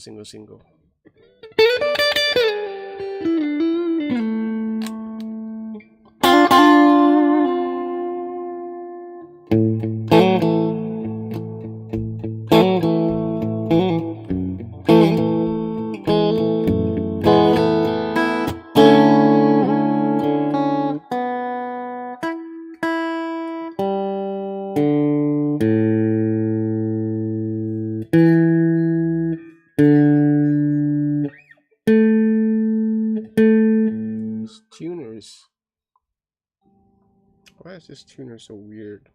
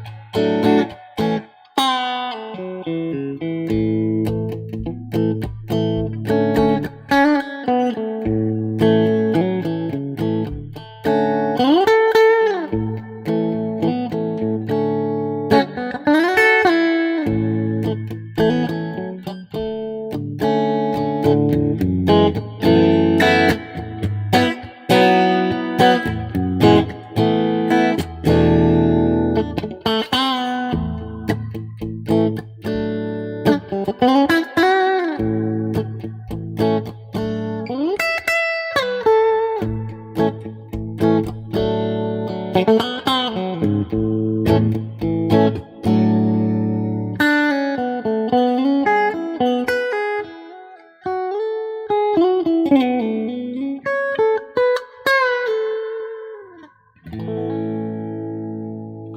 okay. Yeah, I don't know whether you know, Carlos, that I changed all my pickups on my Nick Johnston. Yeah, they're all Pasadenas now, thanks to Miss Jeanette, the lovely Miss Jeanette, and it sounded great. Yeah, since we're at it, I'm gonna just play it. See how does these three Strat sound against one another.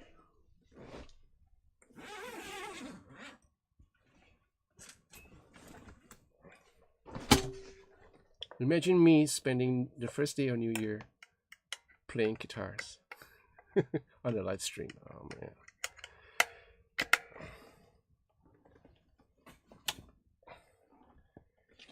Let's drop. Okay, let's see how this sound like. Guess what? Still in tune.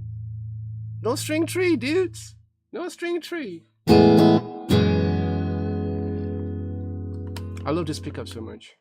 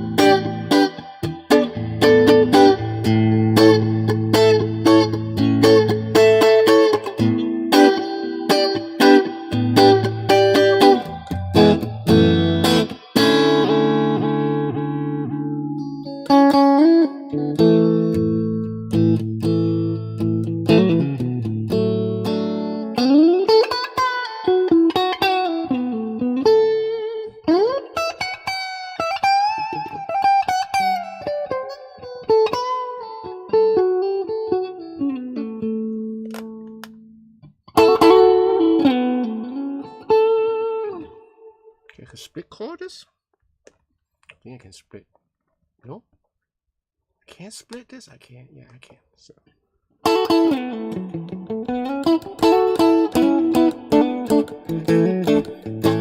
Yeah, Vega Tram,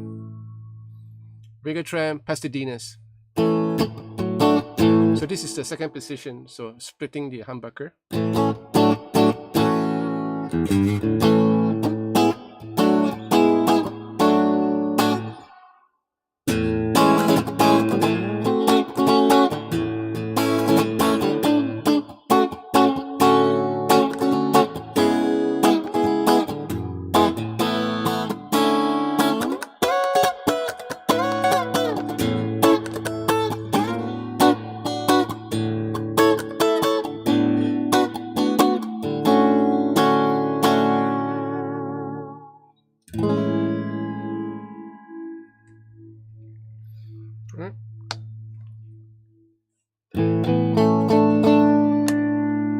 This is how the humbucker sounds like.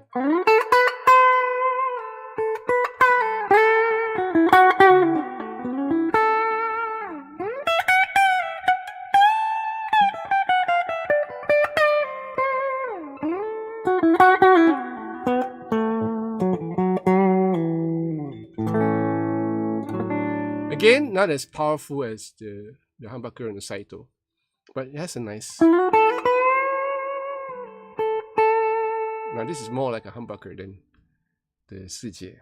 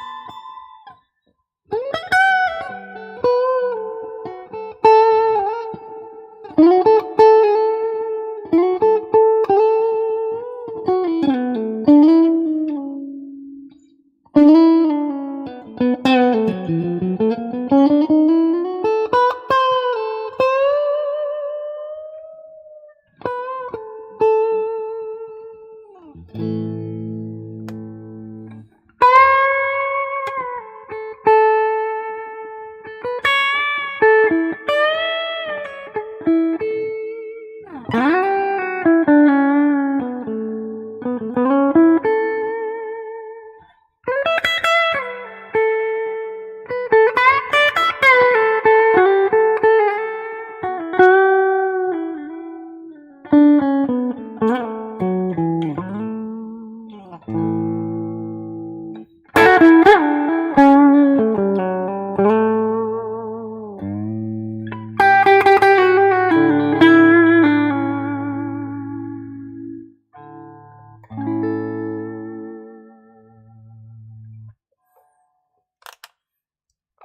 poor Tim.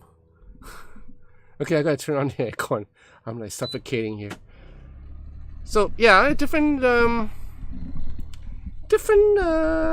three different guitars, three different strats. They all sound very different. Again, this is like first neck. Sorry.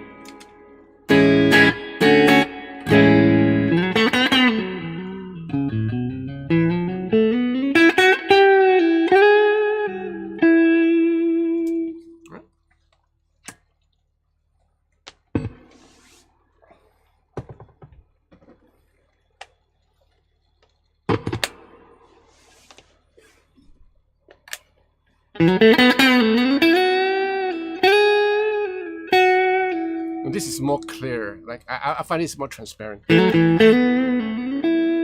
Less of an output though.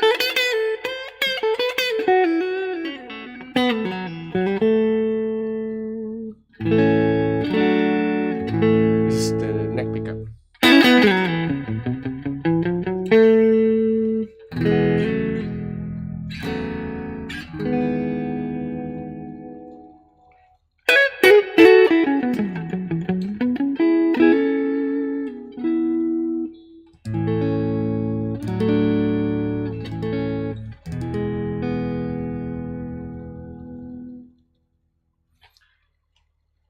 Hi, Ecuador. Ecuador Ortiz. It's been a long time. I haven't seen you here for a long time.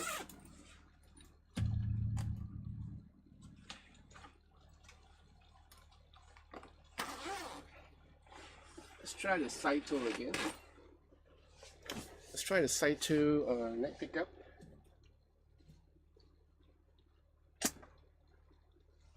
I actually love doing A-B comparison, just that I don't have a lot of chance to do it. But tonight, okay, neck pickup. Again, very different sounding.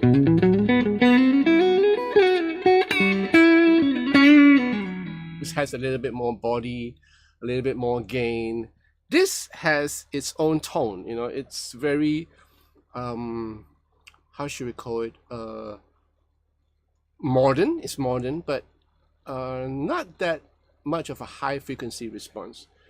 This has a higher gain than the Pasadena's, which I'm quite surprised. Right?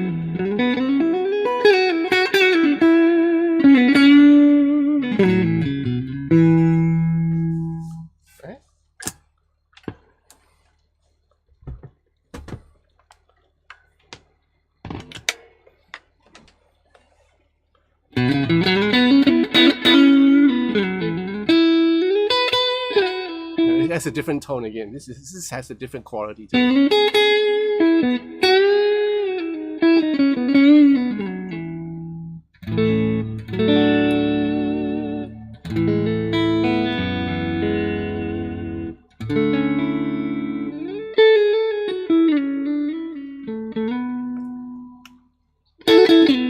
And the other thing, of course, to consider is that these strings are old. I haven't changed these strings for a long time.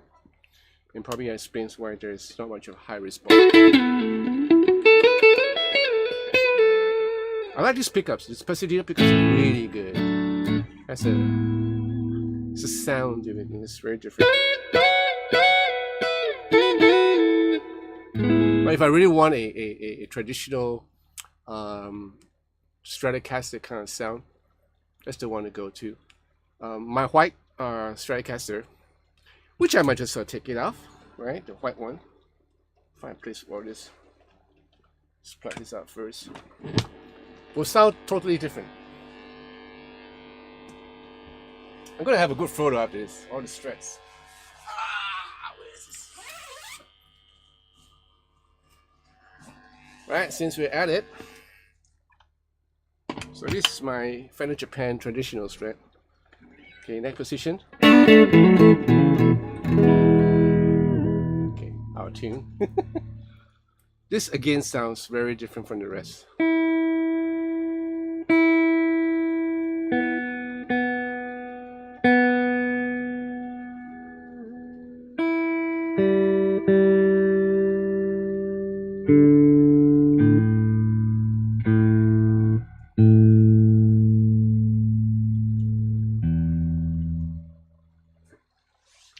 And surprising, this has higher output than the Schecter.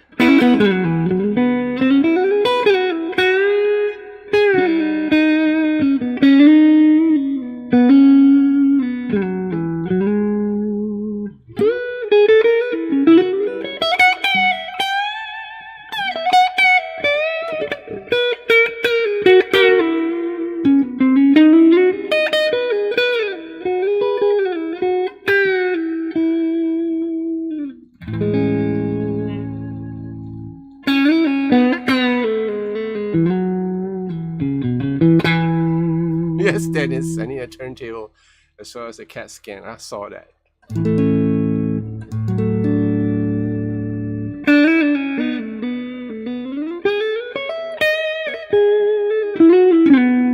Again, very different sound because this is ceramics. These are ceramic pickups.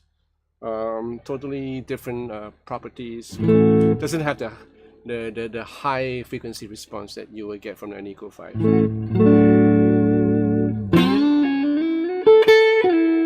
If I want a really warm sounding Strat, I always come to this. And I know that I can still get a really nice high response if I need to. These strings are also quite old, I think.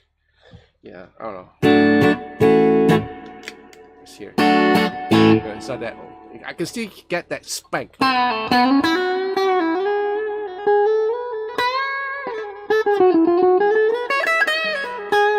It's got a nice quack, you know, of the because of the ceramics, just ceramics.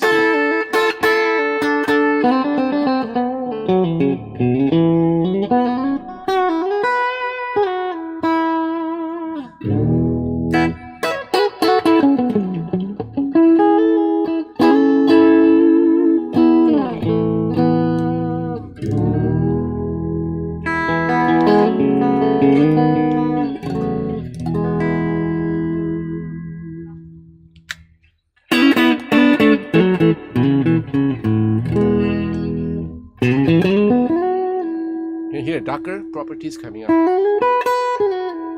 It's not so bright. But once I pick up to the bridge, it's still not that bright. It's like, you know, very warm sounding. Very unique. These Strats that all these 3 or 4 Strats that I have currently, everyone just sounds totally different. Okay, bridge pickup. Different. Okay. Number 2. Of course, this one has a split coil, so I'm just putting on my split coil.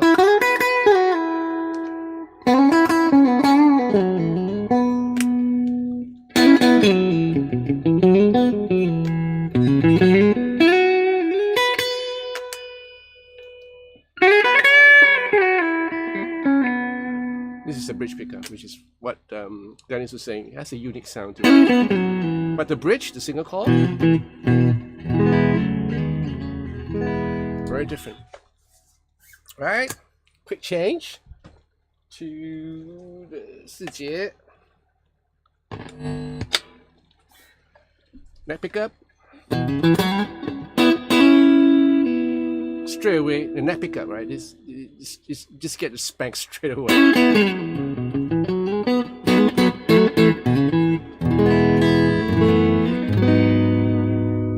4th position.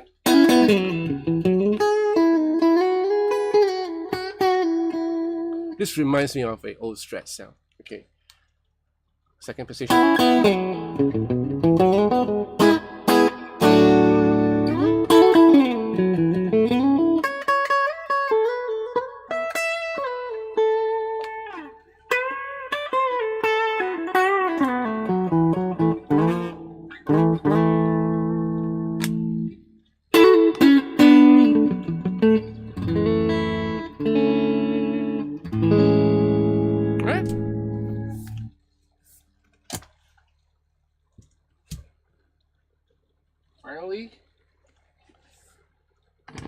Johnson with the Pasadena pickup. So this is not like how a Nick Johnson should sound like.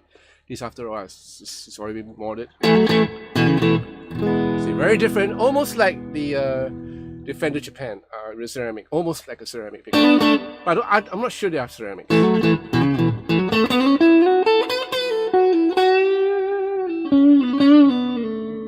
Very, very warm. Okay, second position.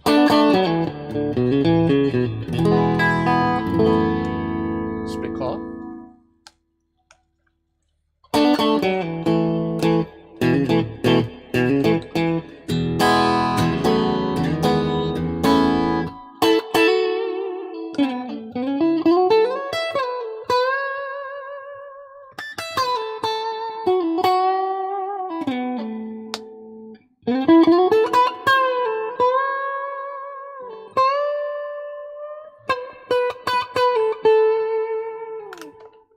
Fourth position.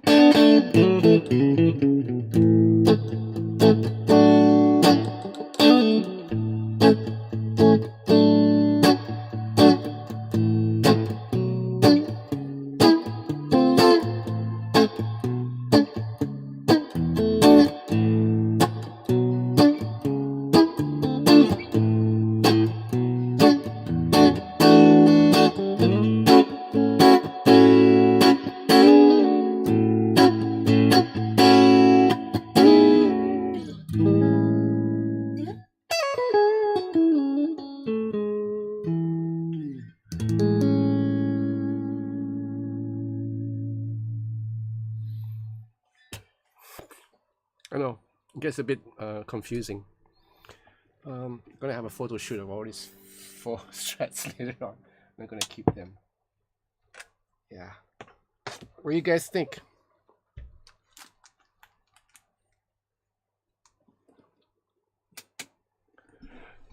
So who is confused? Logify is confused. Couldn't be able to tell. You can tell. You can tell. You can tell. Yeah. There this Fender traditional Fender Japan Strat just sounds so different. The Nick Johnson sound almost similar to this. Now I'm suspecting that I don't know, I might not. I'll do some research on my Pasadena's pickups for Nick Johnson, whether they're ceramic or whether they're Nico 5s, because they sound almost the same as this one. It has that warm quality to it. The ones on the 4节 is really really sparkling, clean, like, you know, like how a Stratocaster is supposed to sound like. So that's, for me, if you want to get a real true Stratocaster sound, the 4节will be the one to go. And then the Saito, which is more or less a modern take of it, very unique sound of its own. And that's the reason why I bought the Saito anyway, because of its uniqueness. I bought the Nick Johnson because of the color, the orange color, which I couldn't resist. And I just like the way the guitar feels, you know, with its 14 fret radius, easy to play. That's the reason why I bought it. And later on, had it modded with the Vega Tram. And I thought, well, since we're at it, I might just go all the way. You know, I had like a whole lot of stuff done. I had like Lumilays here, Luminays on the side. I have lock-in tuners, and these are all provided for with the courtesy of Miss Lovely Jeanette. And then she got me a whole set of single humbucker Pasadenas. I just wanted 2 single coils. She gave me all, which is just so cool. You know, this pickups really sound so good. Yeah, this guitar is actually a guitar that I really love. It just sounds good, you know, especially when I'm doing a whole lot of shredding and some of the rockier stuff. This guitar just gives me the best of this of what I wanted in the overdriven sound. And it's easy to play. 14-inch fret radius is so easy to play.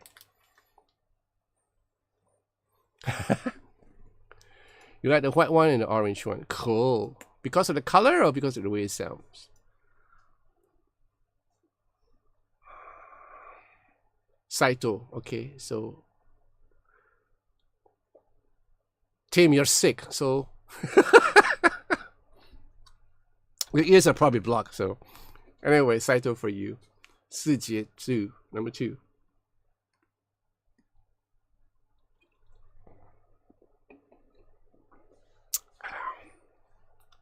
Oh, cool. So last one is my so the last on the list is my made in Japan Fender. Then where is John keeping all these guitars? Everywhere, man. Everywhere. Every nook and cranny that I can find. I have a guitar in it.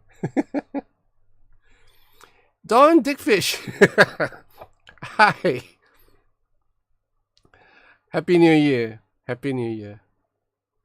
Kameraden. Happy New Year.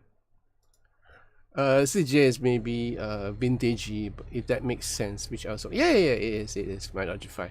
It's very it reminds me of the first Strat that I bought, which is also a Fender Japan, which I totally swap out all the pickups to EMG. So that's the reason why I didn't pull it out, because it's no longer a Strat. You know, it has like who's this guy?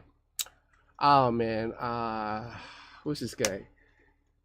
I have the EMG set for him, from him, the whole EMG.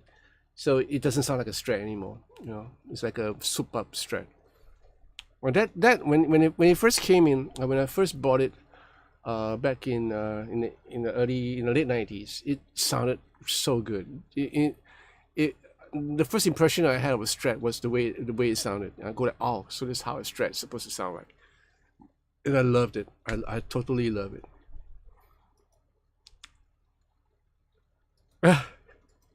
Yes, I have places in my kitchen.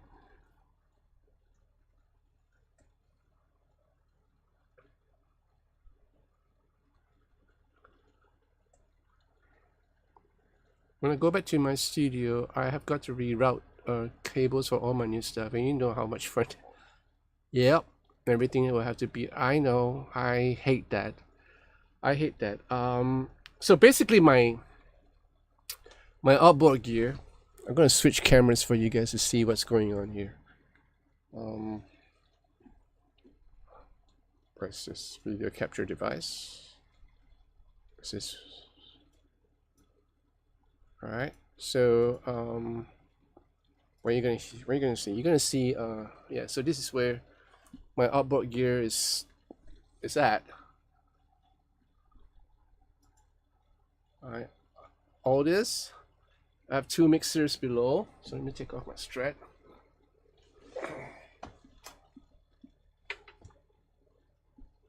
Alright, so I have 2 mixers. Redundant, basically, because nowadays I don't even use my synths anymore. Everything is like on plugins, and I have like a patch bay here, the cables at the back. So if you look at it inside, it's really messy. Yeah, so I know how it feels. I know what is it like. And just the other day, I clear out a whole lot of stuff. So this is where my amp is. You guys will probably know this is where my Mesa Boogie is stored. Alright, this is where I call this my pedal tray, where all the pedals are here, including the power supply and everything. It's a bit messy though. I have to clean this up. I'm supposed to build a pedal board soon enough, and that's basically it.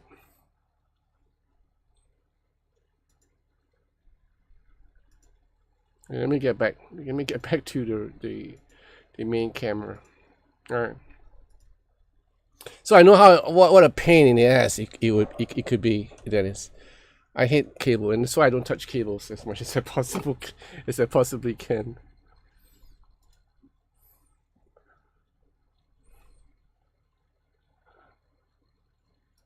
Francis, they do all sound great. You got me to pull out my Strand plate on you.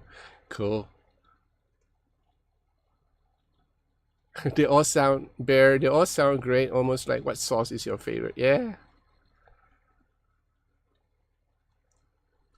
Oh really, Tim? That's good.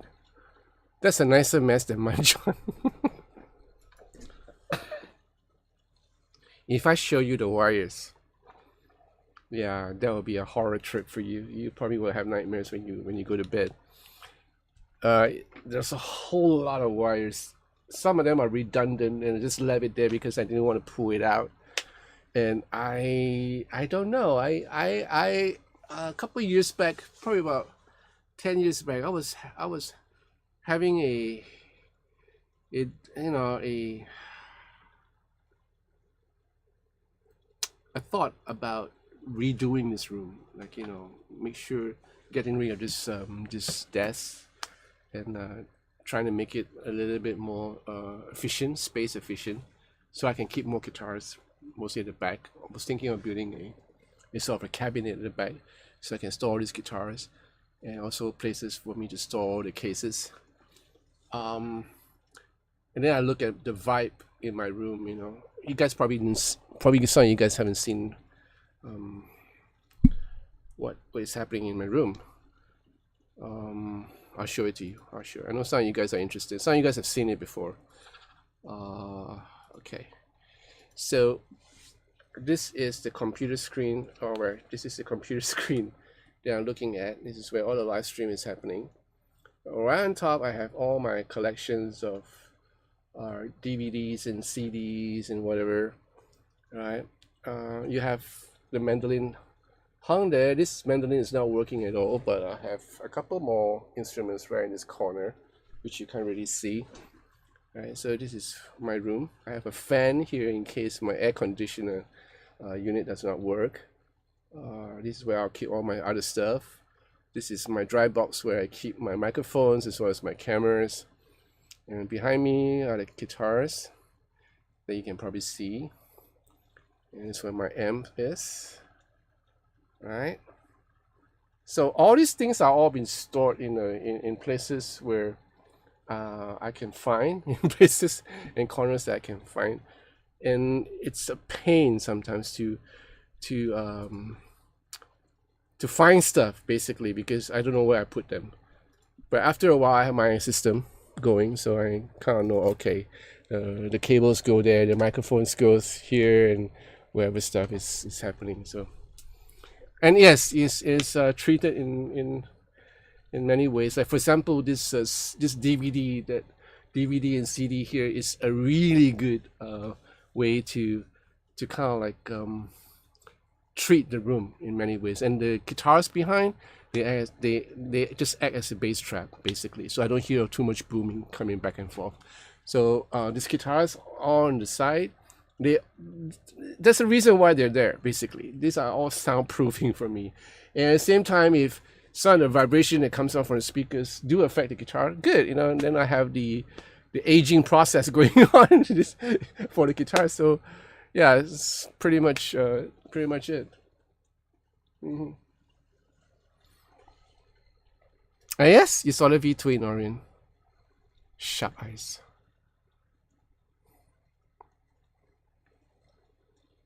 All right, Dennis. I got to run. Oh, I thought you were running. I got to run video. Oh, if you hear screaming, okay.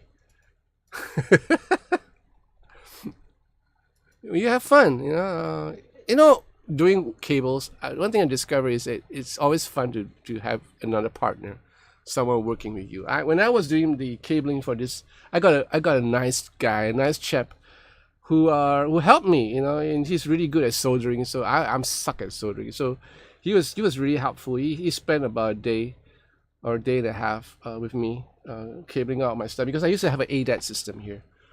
All right, so in case you young people out there who doesn't know what's an ADAT system, it's actually a recording unit, digital audio, right?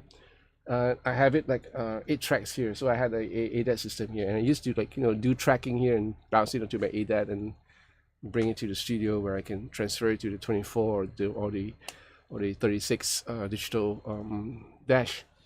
So there's a whole lot of stuff going on, henceforth the patch bay. But now the patch bay is mostly redundant, except for running in some of my cassette decks and some of the other stuff that I have, like the Helix or whatever that I'm using, if I choose to go through the mixer. So my heart goes out to you, Dennis. Poor Dennis.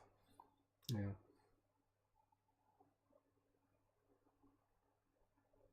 Ah, cable holder straps. I think Dennis needs more than that. Wow. How am I gonna? Oh, I know. Since I have space now. Hold on. Let me keep some of this stuff.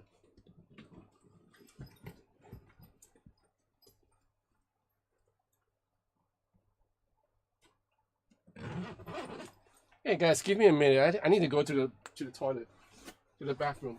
Too much beer.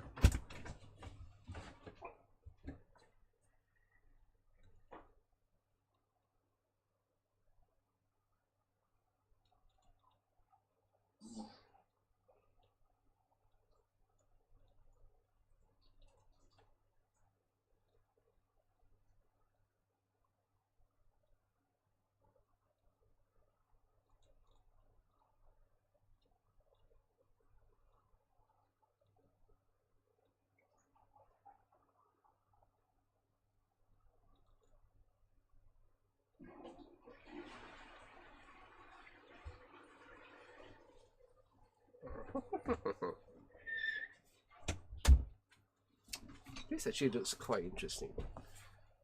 Just look at this beautiful mess here. I could do a photo shoot right now if I want to. And I think I'll do it. With you guys watching. I don't care.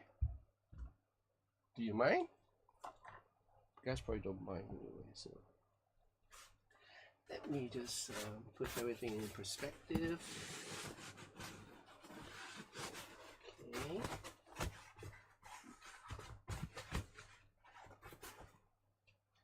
Right, so I have my white Strat here.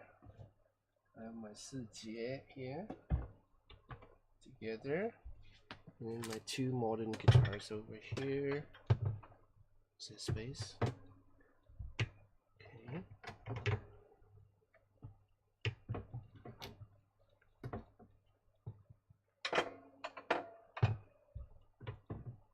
Oh man. Okay, like this. Looks good. And move this chair further up if I can. Yeah, this looks good. Keep my strap one corner.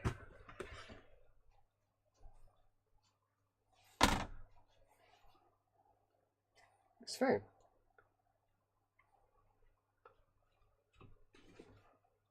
Right. Awesome.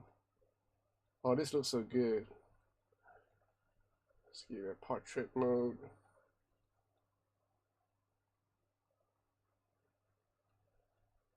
Looks like a class reunion.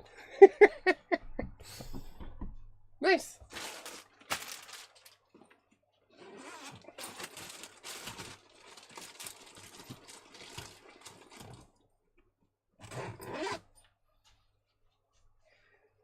Okay. Let me just keep this stuff and I'll join you up. I'll join you guys soon. Get one more space.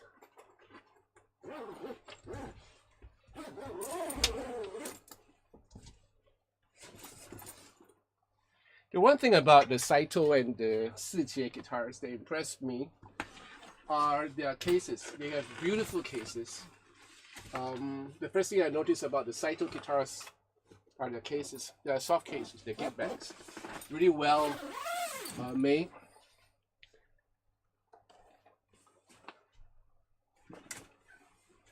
And the ones from 4J, yeah, same. Really well constructed, well planned out, space for your iPad, and some effects if need be.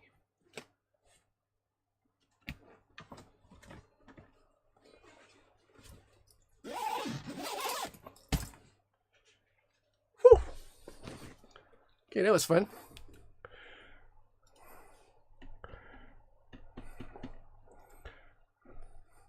You'll be making a map of the cables as I go, so I know where everything goes. Good luck with that. All right, Ian. Have a good time with your family. Have a happy new year.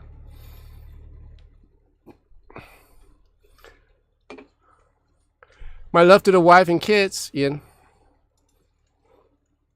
So this is how a 62-year-old spends his time. Taking pictures, group pictures for his Stratocasters. Let me show you the pictures, how he turns out, how he turned out. Wait. Nice, ain't it? Nice group picture. This will be the thumbnail for this for tonight's live stream. Anyway.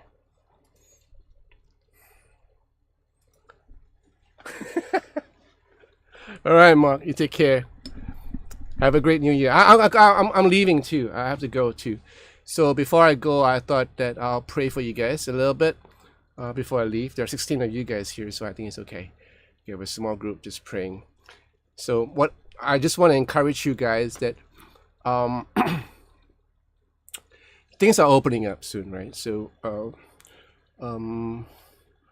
jobs are coming back and things are like getting to be a little bit more better. But again, there's the war in Ukraine and there are people suffering and dying. So I just hope and pray that you guys will have, will spend some time praying for them. Have a little bit of thought and have a little bit of kindness in your heart as you go about your daily life. This is what my wish for every one of you. So let's just do a short prayer. We thank you, Jesus, for tonight. I thank you for some of these brothers that I see before me, spending time with me through these years, even when COVID hit, even when I first started the live stream. They were always there to support me, always there to cheer me on, and we learn from one another. And I thank you for the company, Lord. And I pray, Lord, for them and their families, their respective families, that, Lord, you watch over them through this new year, this coming new year. And may you bless all of them with the kindness that you've shown to us, Lord, each and every one of us, with the mercy that you've shown, with the love that you've shown to each of us. That, Lord, that they will display the same thing to their fellow men. I just pray that, Lord, that they will have the compassion in their hearts to do the right thing, to do the good thing, Lord. I also pray that, Lord, that as they embark on a new year, that, Lord, that you give them more opportunities, you provide for them and their families, Lord. And I also pray that you grant them journey mercies if they're traveling places to places. And the same for me, Lord. I just pray that, Lord, that you give us joy, joy that the joy of the Lord is our strength. Give us joy to know that, Lord, that we have you with us. Give us joy to know that you are always with us, even though in times of hardship, in times of joy and sorrow, that you're always with us, Lord. And I pray that, Lord, that even as we go through this new year, that you cover us with your protection, oh Lord. For, Lord, we do need your protection. So bless us, oh Lord, in this new year. And this, oh Lord, we pray in the name of our Lord Jesus Christ. Amen.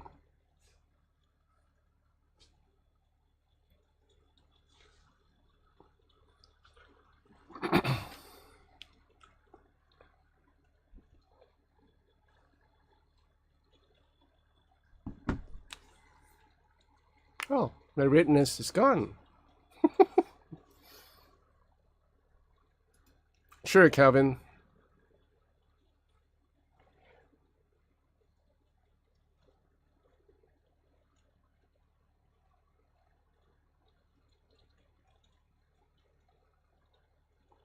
God bless, Eric.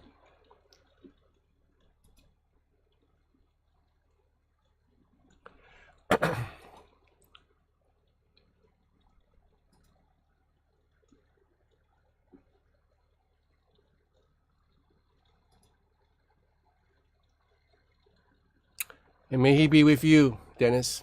And may he be with you in the studio when you're doing your recabling.